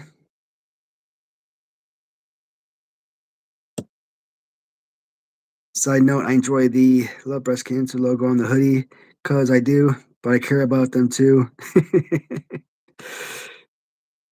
Mm, nice. Yeah, I saw that he got rid of his messenger. I didn't know if he got rid of all of his Facebook. Um, I thought he got pissed off at me because, like, during my LGN tournaments, like, I don't always say I was ragging on Random Treasures, but like during my tournament, I was kind of knocking. Not for me, baby. Thank you. Thank you, though. You gonna watch Star Search? That show, that star really sucks. Like, it's really, really terrible. um, and so I when I tried getting on Messenger one day, and I'm like, I wanted to like send him updates and send like pictures of the new cavities that we got at the factory and some other pictures, right? And he was on a messenger. I'm like, where's his messenger at? It's not here no more. With all of our past messages back and forth. So I thought he blocked me. I'm like, you freaking asshole, you mother. No, I do all that, but like I thought he blocked me. Like, and that was watching one of his videos, and I was reading the comments, and someone was like, "So you got rid of your messenger?" I'm like, "Oh, okay, so it wasn't just me." I'm like, "I'm glad you didn't react, asshole." Talking to myself now, not him. But yeah, like I thought he was pissed off at me. Like, dude, like it wasn't that serious. Like I literally thought he was mad at me because like I during my LGN tournaments was kind of not bad mouthing Ram Treasures, but like I was talking about like how the paint was chipping and how it was driving me nuts. A lot of time with their figures during my tournament. So I mean, yeah, I mean Ram Treasures. I mean, I've been bragging about them for about 4 years now, and for over 4 years, I've been a huge buyer, and I always said I was going to be a lifelong buyer. And I don't think anyone has bragged about them or made more videos for them, has advertised for them. But I mean, you can only do so much for so long. When you realize, you know, the sort of investment you put into a company, the sort of advertisement you put into a company, and and then you look at the quality of the product that you're getting and realize that almost all the product is falling apart essentially. Like almost all the figures I'm looking at over the course of my tournament, like all the paint shipping on almost all my figures, I'm like, they don't move. Like they are stationary on a on a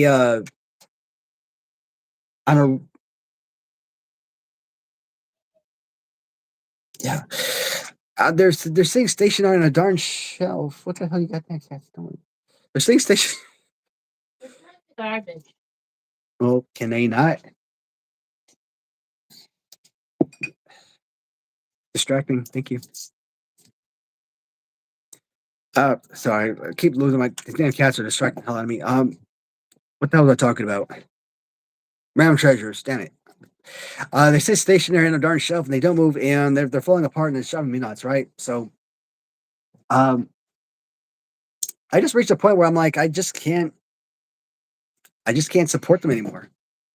Now, I keep saying that if they do come out with more WCW Galoob 2-ups, I will more than likely buy those from them because I like those figures. I think those are unique, and I don't see any other company coming out with something like that. But that's about it. Like there are other pieces from Ram Treasures I have not bought. I haven't bought the newest release of their Hulk Hogan. The one where he's like, yeah. I haven't bought their Owen Hart. I haven't bought the last masked figure. What the hell was his name? Masked Superstar. I haven't bought any of their little people figures. Um, Who else was there? I think there was at least one more that I'm missing.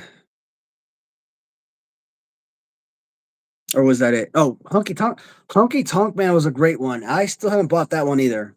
And it came with an accessory, but like just do not I just don't have my power to buy from them anymore. So yeah, when I saw that, he wasn't on there anymore, like I thought he blocked. I thought he was pissed. All right.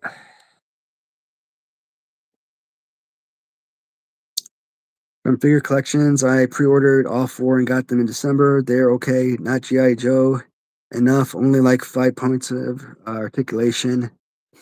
I gotcha. Yeah. Oh yeah, the Macho and Andre.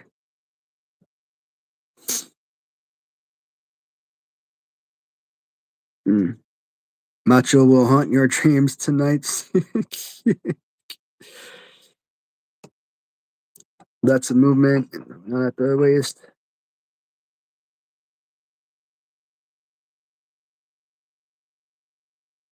They have a bunch more coming out soon.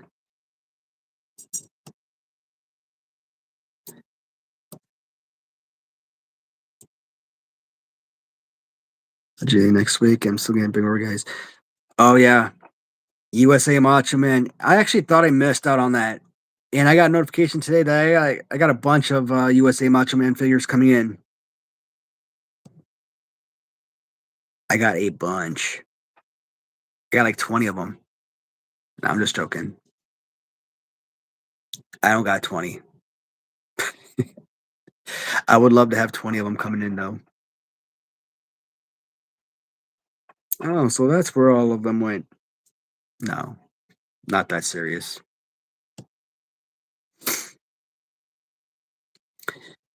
Big rubber guys, Andre. Man, I would say don't do it, but I gotta ask, man, how much is Big Rubber Guys Andre selling for nowadays? And I wouldn't be surprised if you told me close to $200. If you told me $125, I know I wouldn't buy Big Rubber Guys Andre for 125, but maybe if this was like 3 years ago and I was in my buying, like really strong buying phase, I probably would have done it. If I was, into really big into buying Big Rubber Guys and I need the figure for the collection. But knowing that these guys are $50 figures and going more than double the price, $100 plus, like I couldn't do it. Now, if you said like going on eBay and they're going for like 65, maybe even as high as 75, possibly with free shipping, 75 with free shipping, maybe $65 with like $10 shipping, again, potentially. If I miss something like the Bloody Harley race, for example, I missed that one. And I missed the All American Matt Cardona. So like I would pay 65 with $10 shipping or $75 free shipping, something like that. Well, like I wouldn't go $100 plus on those figures. To me, it's like I want the complete collection, but no, no. I would just hope one day that I would find them and I would be able to get them for a reasonable price.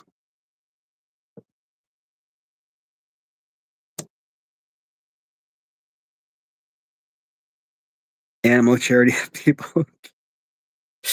My wife says the same thing a lot of time.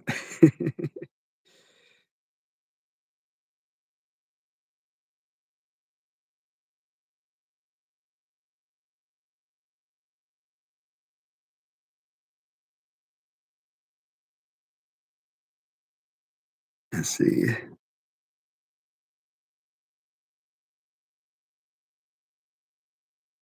Still, but Andre didn't want that's tournament. Oh, hey man, he was close. Like, I don't know how many people in the comments actually seen that tournament, but I was deeply surprised at how far that figure actually went in the tournament. And I've never had any Andre figure go make it that far. And I always say any of my Andre figures, whether it's a series 1, 2, or 6 original figure has a chance to win my tournament. And any of the customs, I mean, a custom to me always has the potential to win, has a greater potential to win a tournament because they're different. They're unique a lot of the time. Even if it's something that a lot of customizers, create, it's not something, everyone has an original Kamala, everyone has an original Hulk Hogan, but if somebody customizes a Hulk Hogan, it's unique to you. It's unique, even if it's not something that 1,000 other people or a million other people have, right? So that's why I think it's so much easier for custom to win my tournaments, regardless of what that tournament is. If it's a Hasbro tournament, if it's a Remco tournament, LJN tournament, etc. But getting Andre to the finale, that was incredible. There was actually a period in that tournament. I actually thought the Harley race from Mark Hackenberg was going to win that tournament. There so many times. That's why I enjoy making these tournaments because there's so many points and different phases of these tournaments where there's that one figure in the tournament where I'm like, this is my winner. Last year, Hulk Hogan Series 1 Original, I thought was my figure that was going to win the tournament. This year, I thought it was going to be the Mark Hackenberg Harley race that was going to win, the young Harley race. So then you reach that point where, like, you just can't pull the trigger. So next year, or technically would be this year at the end of 2026. If I come back and make year 5, I don't know. If you want to use baseball reference, White Sox reference here, picks to click. I think the Mark Hackenberg Young Harley race is probably a pick to click, so to speak, for a tournament winner because this year's winner is out of the tournament. Last year's winner, previous tournament winners aren't going to be participating, so it gives a golden opportunity for a new winner. And you're gonna have a bunch of characters who've been in the finals in the past. Originals, Kamala, Stud, Big Boss Man. Then you throw in past customs that've been in the finals. Natural Butch Reed, uh, Andre the Giant from Raider Nation. Who else has been in the past? That's a custom. Well, the other customs won the tournament, so they won't be part of it. So yeah, I mean, you could see Andre win next time. You could see the Mark Hackenberg custom win. This time I was more heavy into picking the best figure as opposed to picking the best, what I enjoy most about the figure, which is, the play pose and, the custom work, the paint scheme and all that jazz, right? So next time I do the tournament, I could be a more, literally the best figure itself, the best custom work. And that that Harley race figure really probably was the best custom work of all the pieces we looked at. So he could technically be next year's winner already before we even do the tournament. However, if we include other lines and Maniac Right Wrestling has a figure or two added to that tournament, what if we get this Aztec Man figure part of that line? Even if I don't have Aztec Man as part of Maniac Right Wrestling, even if it's like just a Kevin Pelkey resin custom, I'm telling you right now, if I get that Aztec Man resin custom, there's no point of doing that tournament. That figure is already going to win. I already know it. 1,000,000%. He's already won the tournament before the tournament's already has even started. So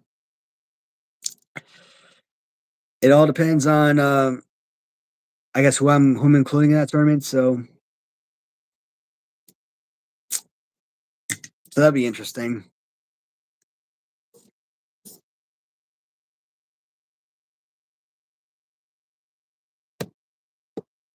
Let's see.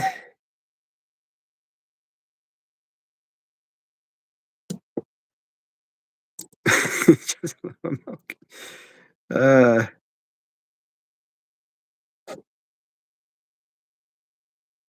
It would be cool, but too expensive. Absolutely.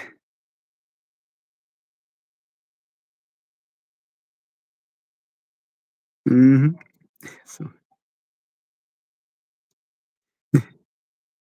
a good play post for any action. Man, I've been trying to get a John Gonzalez. I just need to figure out a way to kinda get his actual character right. But Giant Gonzalez, he's one of those pick characters I want. Giant Gonzalez I want. I want Yokozuna. I want Nails. I want Crush.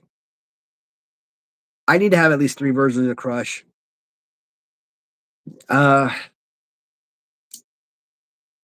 with Big Rubber Guys coming out with their Demolition Crush, I feel like Latuni might come out with their own version of Demolition Crush at some point. It's possible.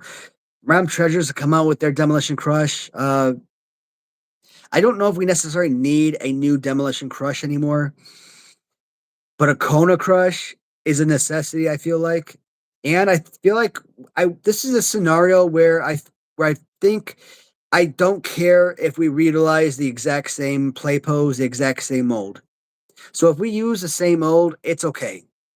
Like Hasbro reused Series 7 Kona Crush for Series 11 Purple Evil Crush. That's fine. They're both perfect figures. They're both great play poses, great figures. That's fine. We could do that with an LJN. Purple Kona Crush, and then you could switch over and do the evil, face painted purple evil crush guy, Mr. Fuji as his manager type, right? Um, yeah, that'd be perfectly fine. I saw this I saw this version of James Duck Kona Crush that he had as a custom. Shoot, I keeps sitting weird and it freaking feels weird. I feel like I'm sitting on my groin. Ouch.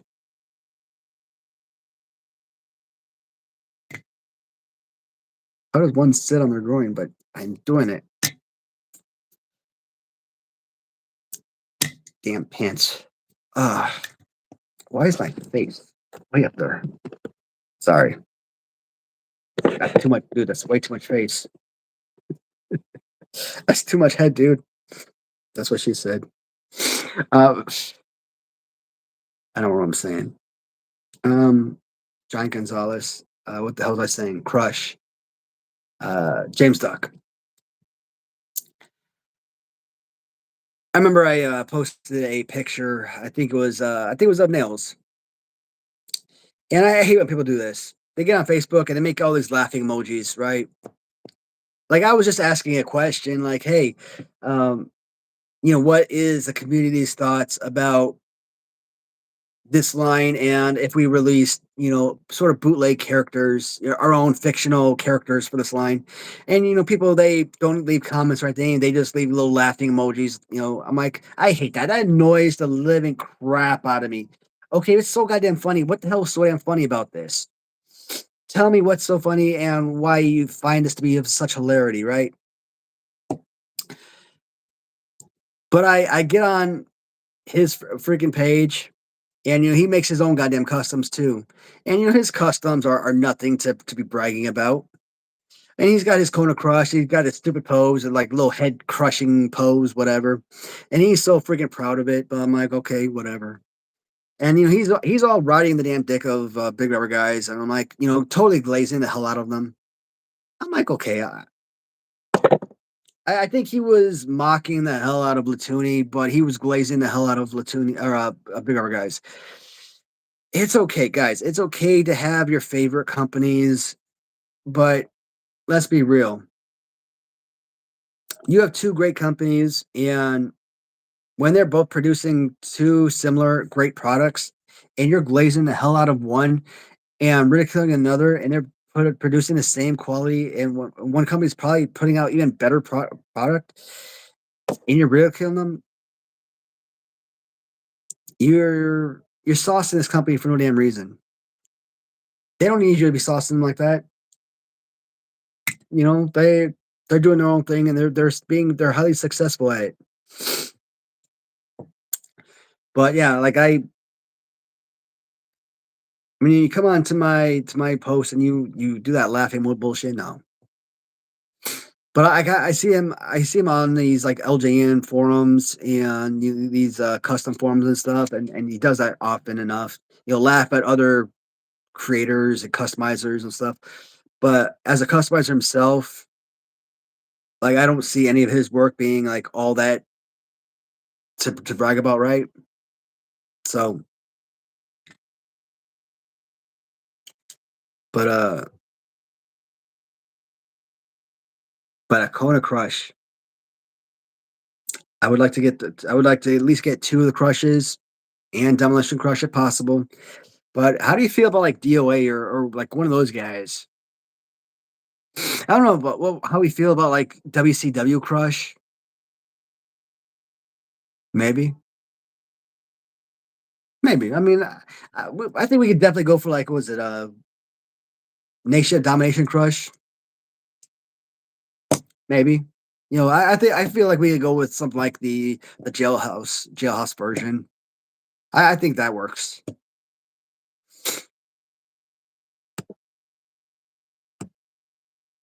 I want a Donald Trump fig. You know, I think the only one that's coming out with the Donald Trump is our favorite boy over at Rush Collectibles. Hey Gerald, what's going on, brother? Welcome to the show, man. Thank you. uh,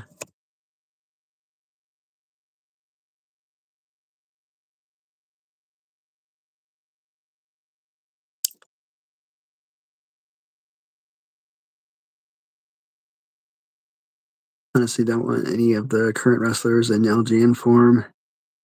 What done have you?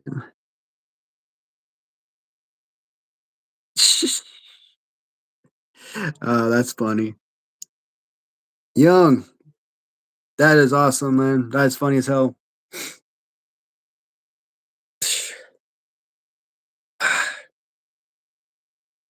Luckily, I don't have the biggest forehead in the world, so although with the freaking blonde hair, man, shoot, it definitely does make me look like I have a big ass head, though.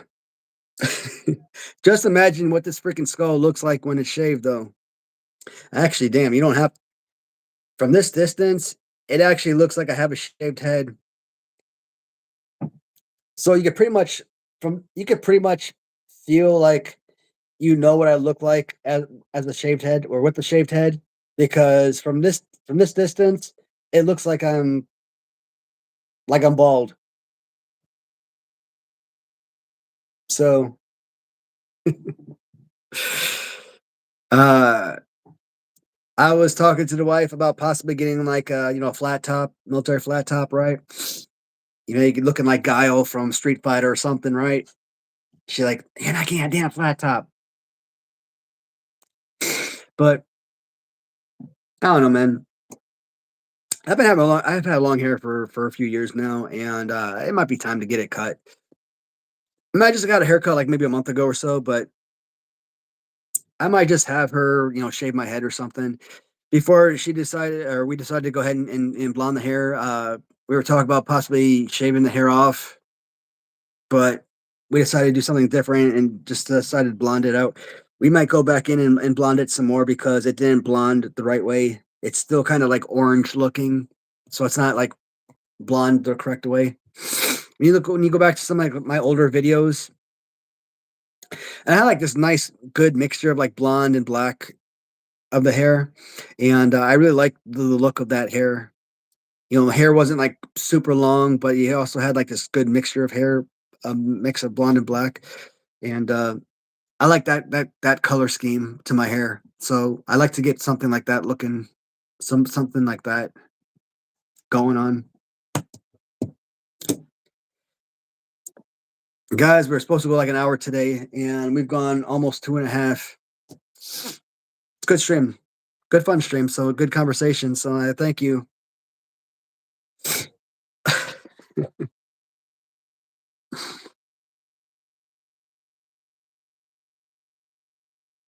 Do we think we'll get more figures in this than last? So we had about 70-ish figures in last We're only getting about 4 figures, per release. That's a good question. I would say yes, in theory, because there are literally hundreds upon hundreds of characters you could potentially release. If you look at Jack Pacific Classic Superstars, I mean, they had over 500 releases, right? But a lot of them were re-releases. You know, same characters, uh, maybe different paint schemes. Some of them were different releases altogether. Like Mick Foley, you had Dude Love, but you also had Cactus Jack. Uh, you had Mankind. So you could have you could have a Mattel LJN of Kane. You could also get a Mattel LJN of a later Kane as with the bald head. You could also get an Isaac Yankem DDS later on, or even earlier. So you could potentially have like 5 or 6 Kanes in the series. So I mean, you could probably end up with like hundreds upon hundreds of figures over the years, depending on how long this line goes. But how long will this line go is the question. It could go 5 years. It could go 30. You think you're going to keep this up for 30 years, though? I don't think so. I think 5 years is really pushing it, if we're being honest. This is a huge thing that's going to have huge success, but are the people going to look at are people going to look at resale on like eBay and Mercari and like marketplace stuff like that and be like, you know what, we don't like the secondary market and we're sick of it. We don't want to lose out on that resale, and so we're deciding we're not going to create this line anymore and stop the line altogether. And when you're only releasing 4 figures at a time, I don't care if you're coming out with 2 or 3 series each year. If you're only releasing 4 figures at a time, that's not enough. I mean, Series 3 and Series 4 of LJN were 17 releases. So in 2 series, you had 34 figures. 34 figures, 2 series, compared to 8 figures, 2 series. So, I mean, there's a lot more opportunity for LJN to have a whole lot more figures in that time span, right? So, I mean, look at LJN's smallest release, Series 2 or Series 6, which had, I believe each series had 6 releases. So Series 2 had 6 releases. Series 6 was the Boss Man, Haku, Warlord, Warrior, Boss Man, and Rude. Did I miss anyone? Or did I say anyone twice? Yeah, so 6. I can't remember 6 or 7, but 6. So um even their 2 series, their smallest releases had more figures than your average release from Mattel. So just going off the numbers, I kind of feel like Mattel may not have this contract long enough to get the numbers out there. I mean, Big Rubber Guys has produced a crap load of characters, and they've been coming out with 2, sometimes 3, sometimes 4 releases at a time. Sometimes they got these intermingle characters being released in between series, and I think they just hit like 70 figures or 60 plus figures recently.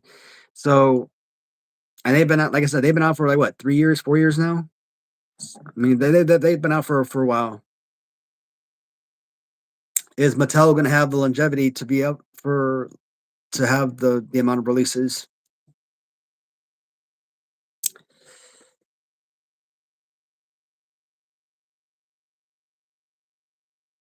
It's going to take longer period of time to get there. Yep.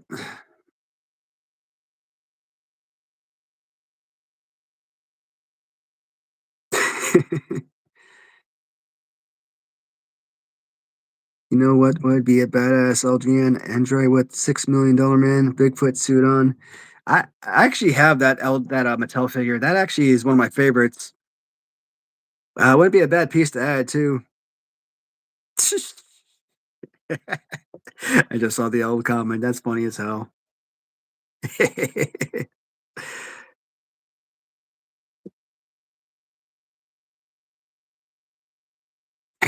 Yeah, I mean, I think we all agree that was like the most oddball release. I think they did that strictly for the damn YouTube fans. I mean, the man has the guy's worth like a freaking $1 billion. I mean, that makes me sick to think that you could be a damn YouTube star, become a billionaire freaking off YouTube, man.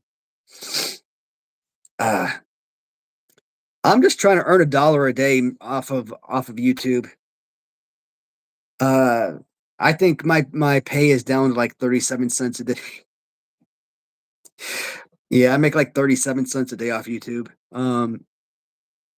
This song guy makes like $1 billion a day. It makes like $1 billion off YouTube. I'm like, God damn. Him and Mr. Beast, like my wife and I, we watch Beast games, and I watch this guy like toss $100,000 onto the platform, Mr. Beast, and so do you accept my bribe? No, I'm not going to accept your bribe. Okay, gets a broom, starts sweeping $100,000 off the platform to the ground. I'm like, Jesus, you just threw away $100,000. Like to be Mr. Beast and to have that kind of money, dude. The guy can give away a $2 million island, literally give away an island every single season. Like, dude, damn to have that money. Oh, freaking Mr. Beast. We need to we gotta freaking meet Jimmy. We need to hang out with Mr. Beast. That guy seems like a damn would seem like a damn blast to hang out with.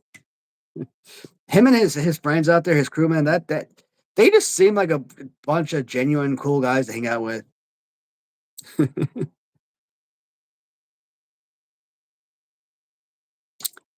I doubt it. I'm pretty sure most people don't want to talk about how much money they make. I mean, like I make so little, like it doesn't matter that how much. I could talk about it openly because, like I said, I don't make anything off of content creation. Now, if there comes a day where like I wake up tomorrow and I'm at like 1 million subscribers and I'm getting 200 million views per video, and all of a sudden I'm making $10,000 a month off of YouTube. I mean, maybe then I'll stop talking about it, but for now, right now. I just make videos for fun and to hang out with my friends and stuff. So, um, but yeah, I mean, I assume that he's got a good following. He gets a lot of views on his videos. I don't know how much he makes. A couple $100 a month, a couple thousand a month. I mean, to keep that collection growing the way it does, I mean, I assume he also has a regular job. And, like, I don't think YouTube is his whole life or anything, but does he make enough money to finance his lifestyle off of YouTube alone? Uh, Maybe not, but I would assume he makes a pretty decent living off of YouTube. I would assume so. Like, I would assume like someone like no, I don't know how much he makes either. I would assume like so and so over here made a couple $100 a month, and find out he may only make like maybe let's say $100 every couple months. So yeah, I don't know. I mean, it's not just about subscribers. I didn't learn this until I got to 1,000 subs myself. I always thought that the more subs you had, the more monetization you get. But as it turns out, once you get to 1,000 subs, it really doesn't matter. Like you could have 1 million subs, you can have 1,000 subs. It's irrelevant. It's more based on the views and watch hours. So if you have 1,000 subscribers and you got 1 million views, it's the same thing as if you had 1 million subscribers and 1 million views. So pretty much going to have the same payoff that video, I guess. I'm like, oh really? So that was new to learn that little bit of tidbit.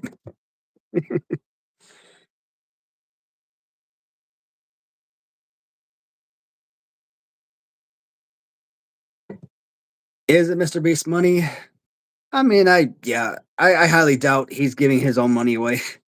I assume that's gonna be, what network is that on? Prime, so Amazon. I assume it's Amazon's money that's actually given away and whatnot, but, uh,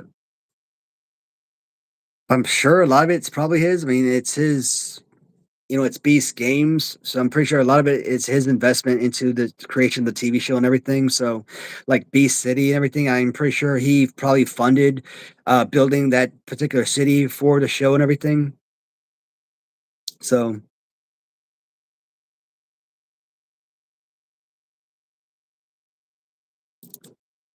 everybody talks about Patreon, and I know Patreon is some kind of like paid platform or something, but I don't know, like that to me always felt weird creating a paid platform for people to kind of do like what we do on a daily or weekly basis.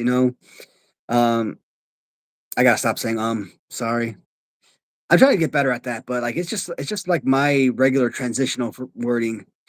But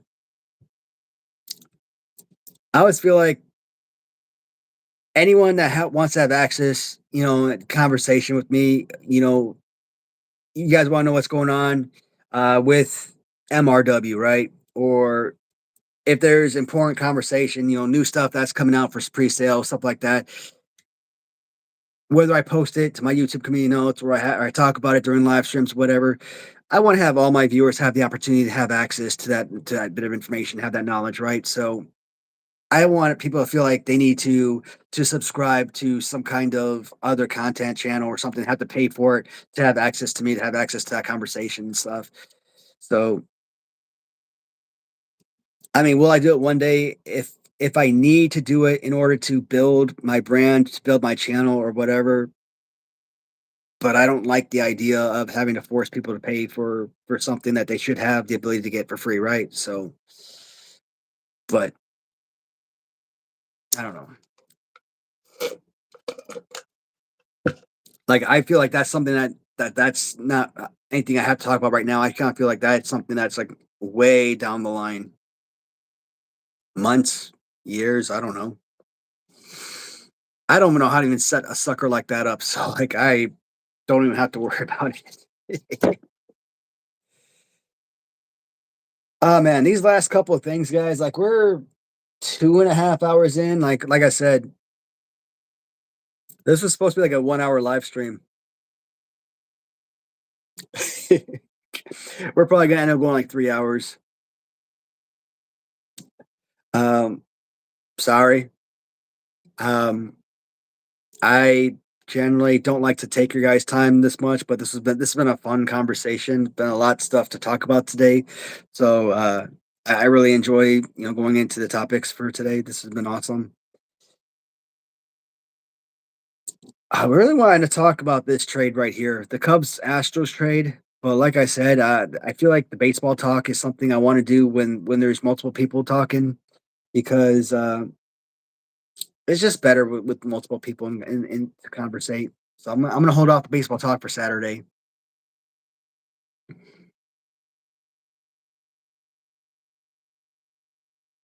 Hey Steven, next live show will be me and Fly the L on Saturday at 7. But also, me and Kirk have a live show this Friday at 11 a.m. That is the Hasbro review show. So we're on series 3 this week, Friday at 11 a.m.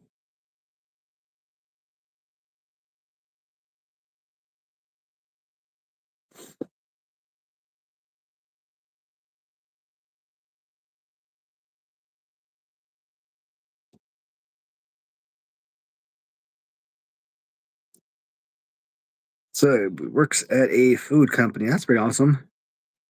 The manager. The most awkward thing in the world.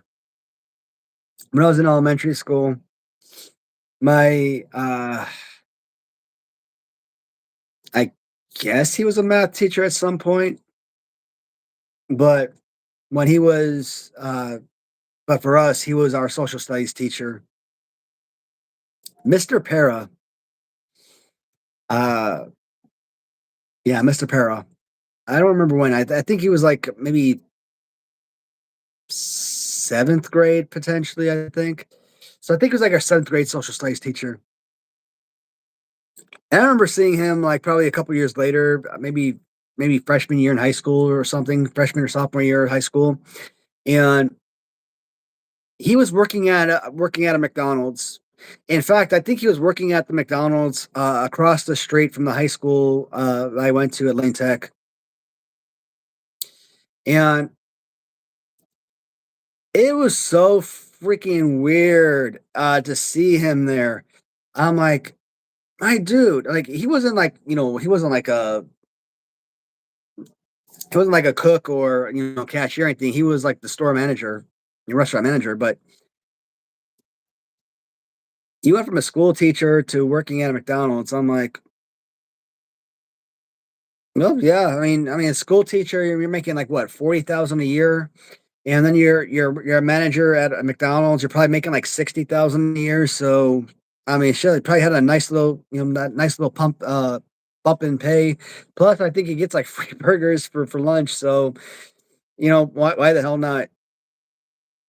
But this, I don't know. I just as a kid, I just felt like it was so awkward seeing your teachers outside of school and seeing a teacher that you hadn't seen in years and you recognize them. And I don't think he I don't think he recognized me, but I asked him if he knew me, but he said that the face is familiar. I remember that. I remember that part. But I mentioned Clinton. I mentioned social studies, and I guess he only taught social studies for 1 year. So I guess he that was our only or his only social studies class.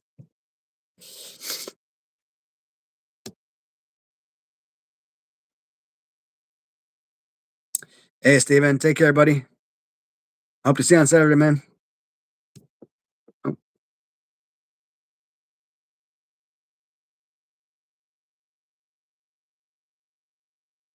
yeah, more than likely.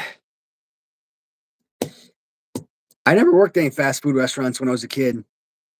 Like I think I actually kind of lucked out when I was young because when I turned 16, put in a application for a Sara Lee.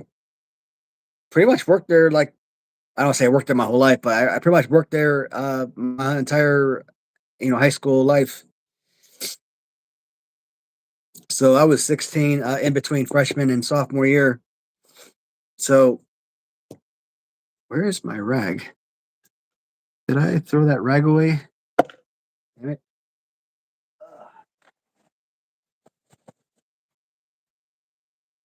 Yeah, sorry.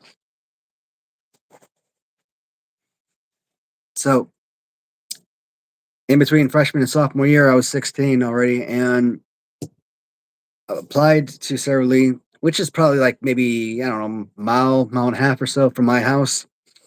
So if I rode my bike there, I'd probably get there in like less than 10 minutes.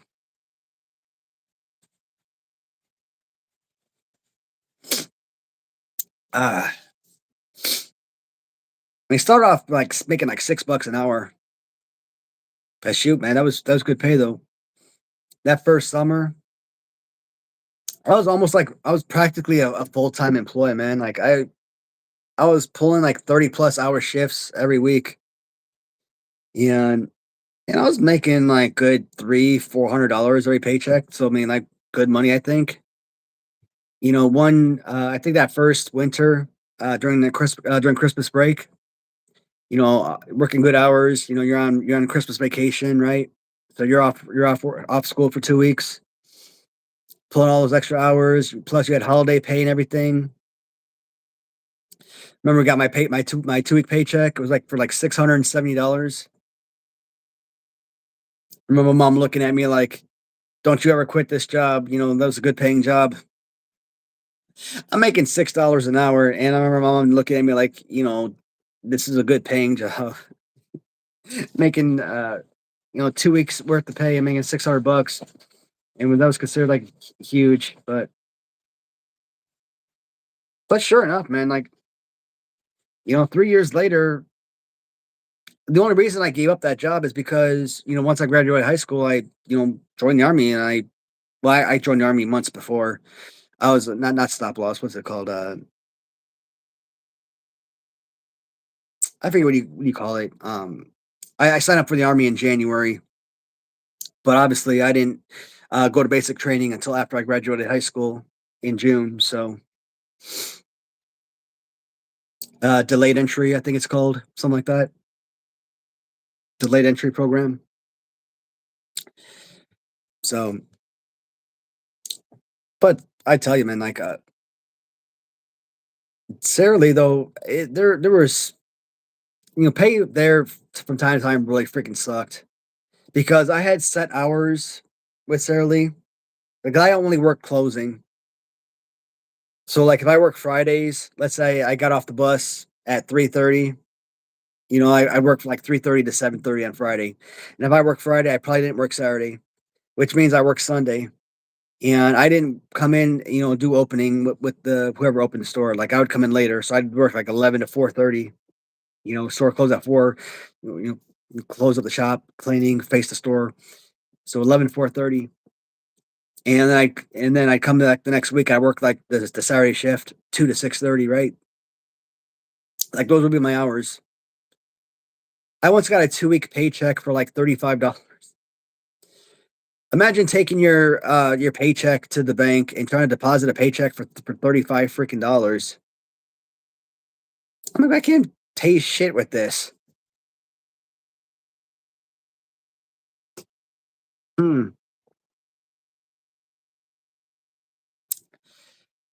I mean, the thing that saved me as a kid is I had no freaking life, and I pretty much saved every freaking penny I ever made. From Sara Lee, when I was in high school, I had Gerald TC, right? And Gerald TC sometimes had summer programs, summer jobs, so I probably worked there too. So I would have 2 jobs going on. Uh, I think the summer in between, freshman and sophomore year of high school, there was like this Assyrian consulate that had a job opening, and a bunch of kids from Clinton School, elementary school, had sent their kids over to get to work over there. And because I went to Clinton, of course, my mom she had a bunch of us kids apply over there. So I was already in high school at the time, but they took us all in. And so I worked that job in the morning, and then I'd walk over to Sara Lee in the afternoon. So I was working those 2 jobs. So yeah, I had a good flow of income. Um, that was pretty nice. And all that save, all those savings, all that build up. I mean, it helped me, big time later on in life. It helped me get my cell phone. Well, my dad got the cell phone, but I had to pay for the cell phone, of course. It helped me pay for my car, helped me pay for my engagement ring, right? So, uh, being a little hermit, if you call it that, uh, it was nice because it allowed me to get the things I needed to take care of earlier in life so that I could have the life I have today, or help lead me to the life I have today. It helped lead me to that beautiful woman in there. So I gotta talk more about Sara Lee, man. Freaking Sara Lee was a fun job. I mean, if the pay didn't suck so damn bad, that would have been a nice job to have much longer. Like I said, I started off the job at like $6 an hour, and I think after like 90 days, they bump you up to like 650, which is like the biggest pay raise you get. I think like every 6 months later, you get like either every 6 months later or every year later. I forget which, but you get like a quarter pay increase. But once you hit 750, that's it. You don't get any further increase in pay. So I topped out at 750, and I'm like, it sucks when you were here for like a year and a half, 2 years, and you're at 750, and you're never gonna get a pay raise ever again. So Sara Lee was just a little thrift store, little outlet store. So it was just a little retail store. It just sold any of your little pies and baked goods and stuff like that. Any of your individual cakes, your pound cakes, and well, Sara Lee goods. Any of your Sara Lee goods. Did you shave your head? I'm telling you, man, it looks like that. When you look at me from like this distance, it looks like my head is shaved. You gotta like look like really close for it to look like hair.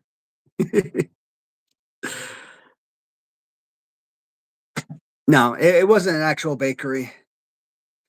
We get a truckload like every Wednesday, and they deliver a truck of a box goods and stuff.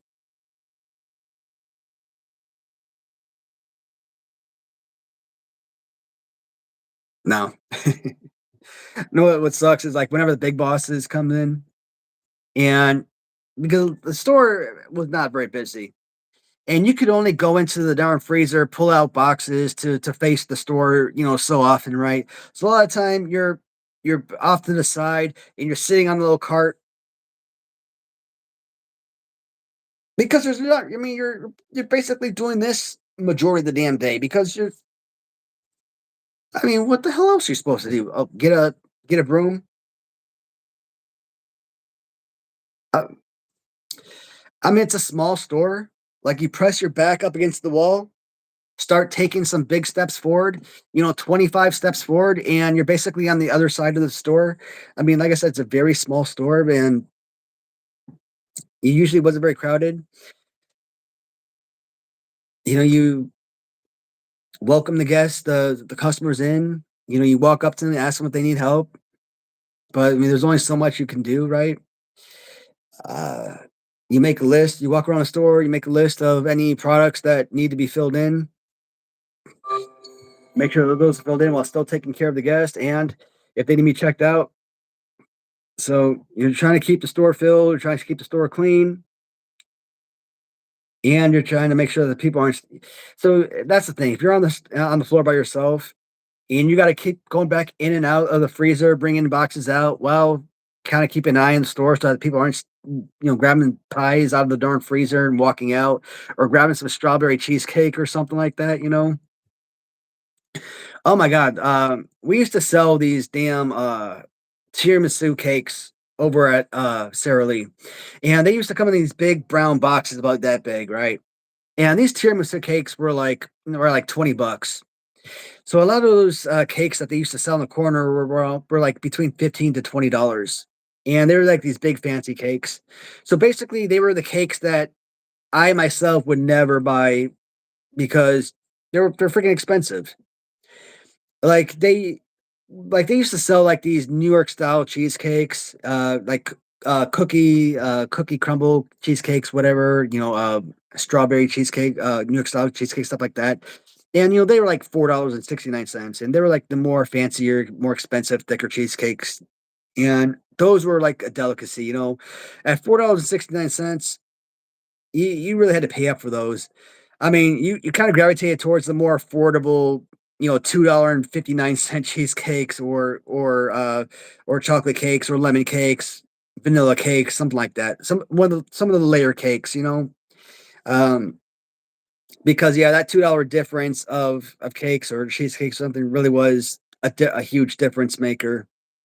Again, when you're making like $6 an hour, that $2 difference really was a huge difference. But for something like tiramisu, for example, which was like $20 a box, you were never buying stuff like that. And I always wondered what the hell did tiramisu taste like. A few days ago, my wife got jumped on the DoorDash, and she ordered from some store. I don't know where she ordered from, but she ordered us a couple of slices of tiramisu cake, and it was basically a coffee. It was basically a coffee cake. It was good. Um, would this be something I would shell out 20 freaking dollars on a cake that's like yay big? I mean, 20 bucks? I mean, maybe if maybe if I had Kyle Peterson money, maybe. I don't know why I threw Kyle Peterson under the bus, but I guess maybe because we were just talking about him. I don't know. It was good. It was a good cake, but yeah, I mean, a lot of those big. But I'm just kind of thinking back because when we were kids, like they used to have like these big long sheet cakes, brownie sheet cakes, banana sheet cakes, carrot sheet cakes, chocolate sheet cakes, right? And I remember those sheet cakes used to be like 7.99, like 8.99, 9.99, something like that. And those sheet cakes were freaking huge, right? Today, I could only imagine if those same exact cakes still existed, those same size, looking at the same way, those sheet cakes would probably be like $25. A damn sheet cake that in 2001, 2000 to 2004, which was selling for 7.99, which cost like 25 bucks today. Ridiculous. Because prices are ridiculous. I mean, my wife jumps on Walmart to order groceries, and she's going through the list, and give me a final tally. The tally is like $315, and I'm looking at and I'm like $315. I'm like I'm listening to a list of products she gives me, right?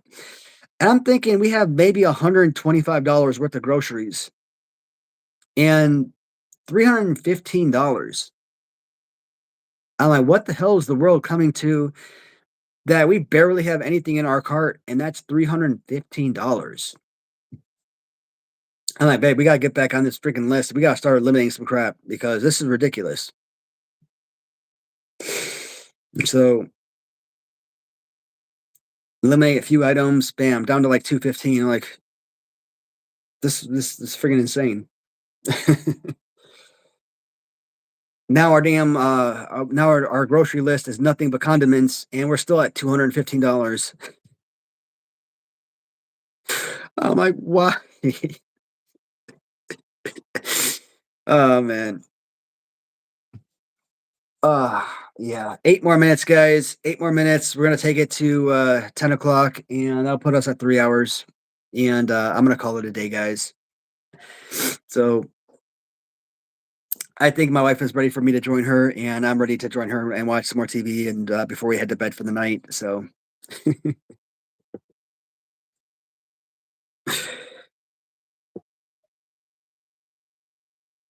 let's see.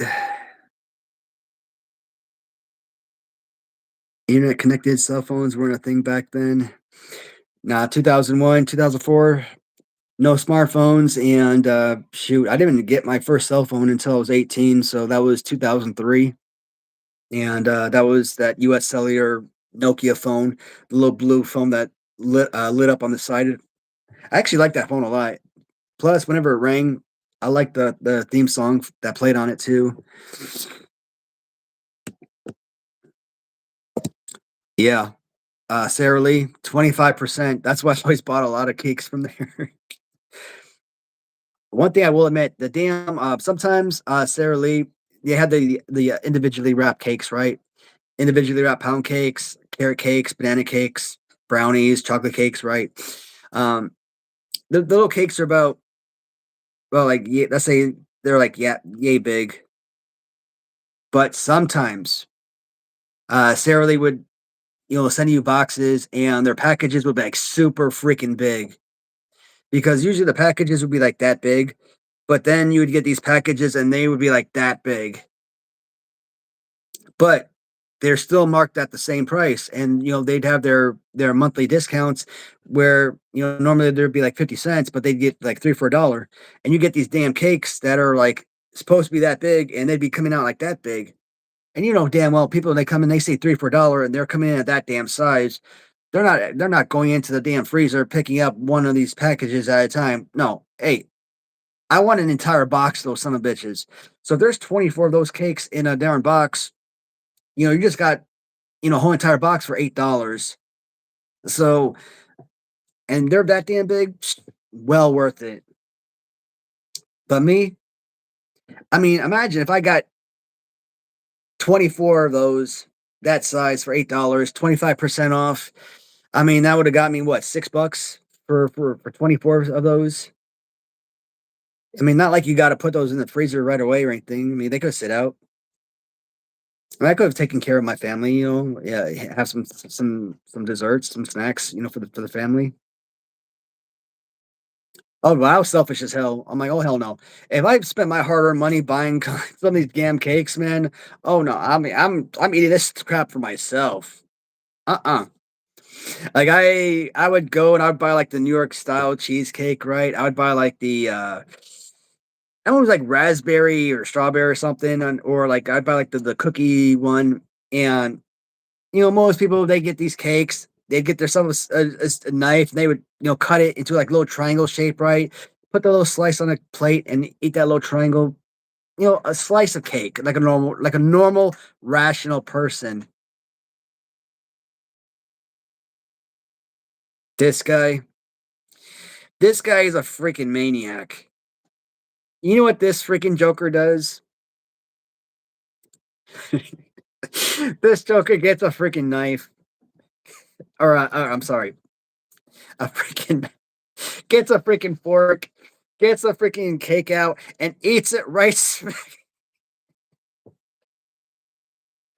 Oh god, that brings a tear to my eye. That's so damn funny. No, no, hold on a second. Oh yeah. Ah, yeah, 4 more minutes to tell my story. So I get my darn cake, I get a darn fork, and I be eating it right smack in the middle of the darn cheesecake. So my so my brother, he comes home one day, right? And he's got his girlfriend with them. And so he goes, he pulls out this box of cheesecake and he wants to offer it to his girlfriend. And so, I tried to offer, let's see a slice, and she didn't want it because apparently when he tried to pull out the cheesecake, you see this big ass, piece missing in the middle, and it was too gross for her to eat it or something, I guess. I don't know, whatever. Well, excuse me, little miss stuck up and conceit. But I wasn't expecting anyone else to be eating the cake that I darn paid for.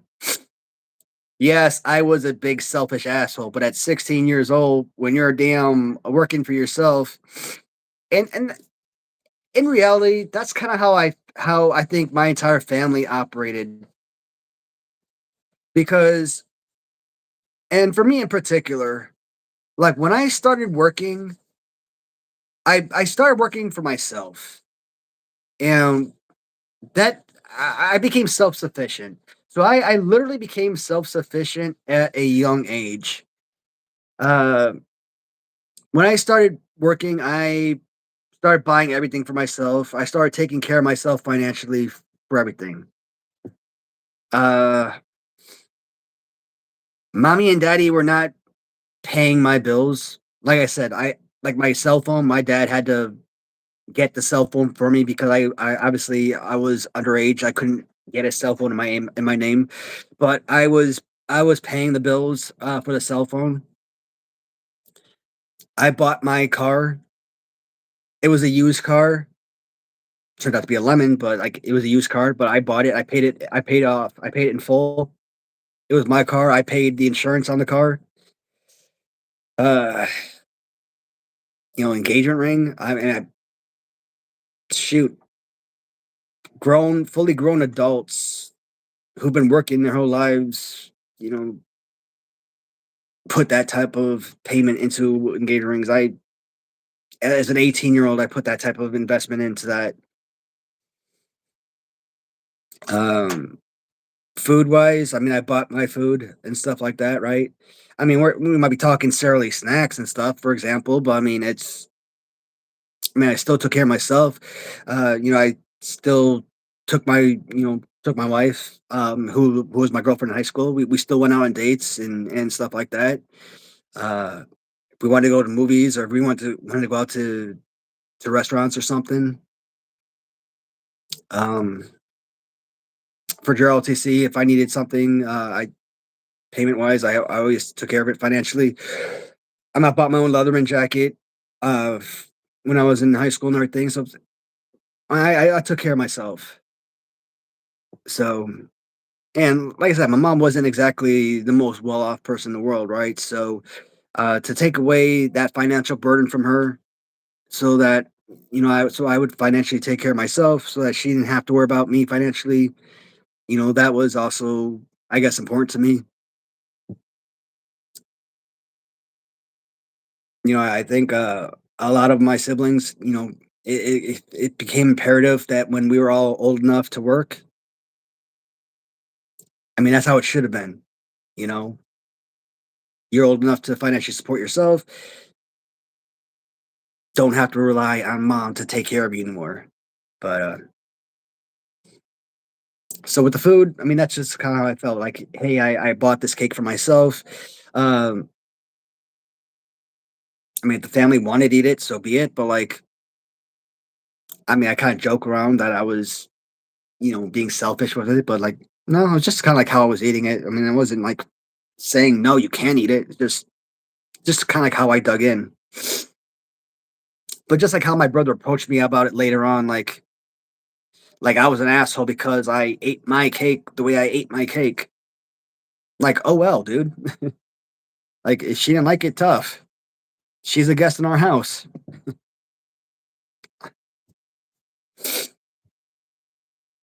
She could liked it. She could take it as is or not. But yeah, that's it for that story. Tastes like coffee cake, but nothing like actual coffee cake. My aunt used to make the best. No coffee flavor, named for eating the cake with your coffee for breakfast. For the tiramisu, a little overrated. I mean, it was really good. Like I can't knock it. I mean, I was expecting obviously a whole lot more. Like I was expecting like the most grandioso cake in the world, and it was still good. Not the greatest thing in the world, but I mean, it was fine.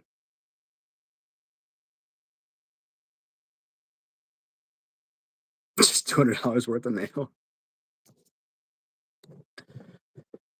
All right, guys. We are past the 10 o'clock marker. And all right, so I do got a bunch of more embarrassing stories if you'd like me to keep going, but that's up to you guys in the comments, or we can end the show here. And or we could save more of the embarrassing talk for Saturday. Your guys call. Act like let's go.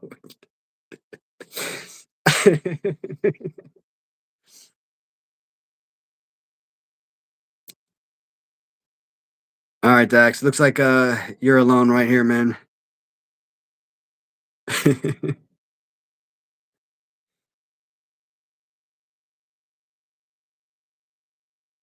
Yeah.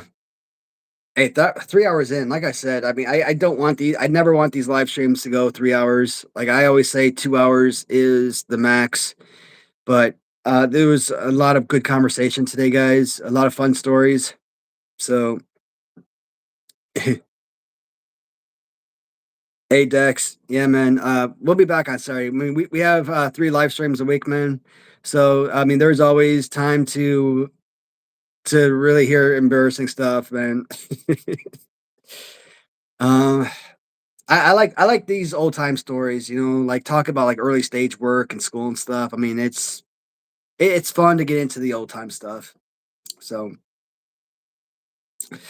but I am gonna end the show here, guys. And again, Friday around 11 o'clock. It may not be exactly 11. So if you don't see a show pop up at 11, it might be 11:30. But with myself, Kirk's Corner, we are gonna take a look at the or review series 3 of the Hasbro's. Friday, 11 o'clock Eastern time, live stream. And then Saturday, 7 p.m. Fly the L and I are going to have our dual live stream as well. And we will be back again Monday, hopefully, and continue on with the regular Monday live stream per usual, guys. So that's going to wrap up the show for today. Hopefully, everyone enjoyed today's individual live stream. And everyone in the comments, thank you so much for tuning in and for joining me for today's fun live stream. This has been awesome. And gonna have some baseball talk on Saturday. So be prepared for that, guys. Good night, everyone. Take care, everybody.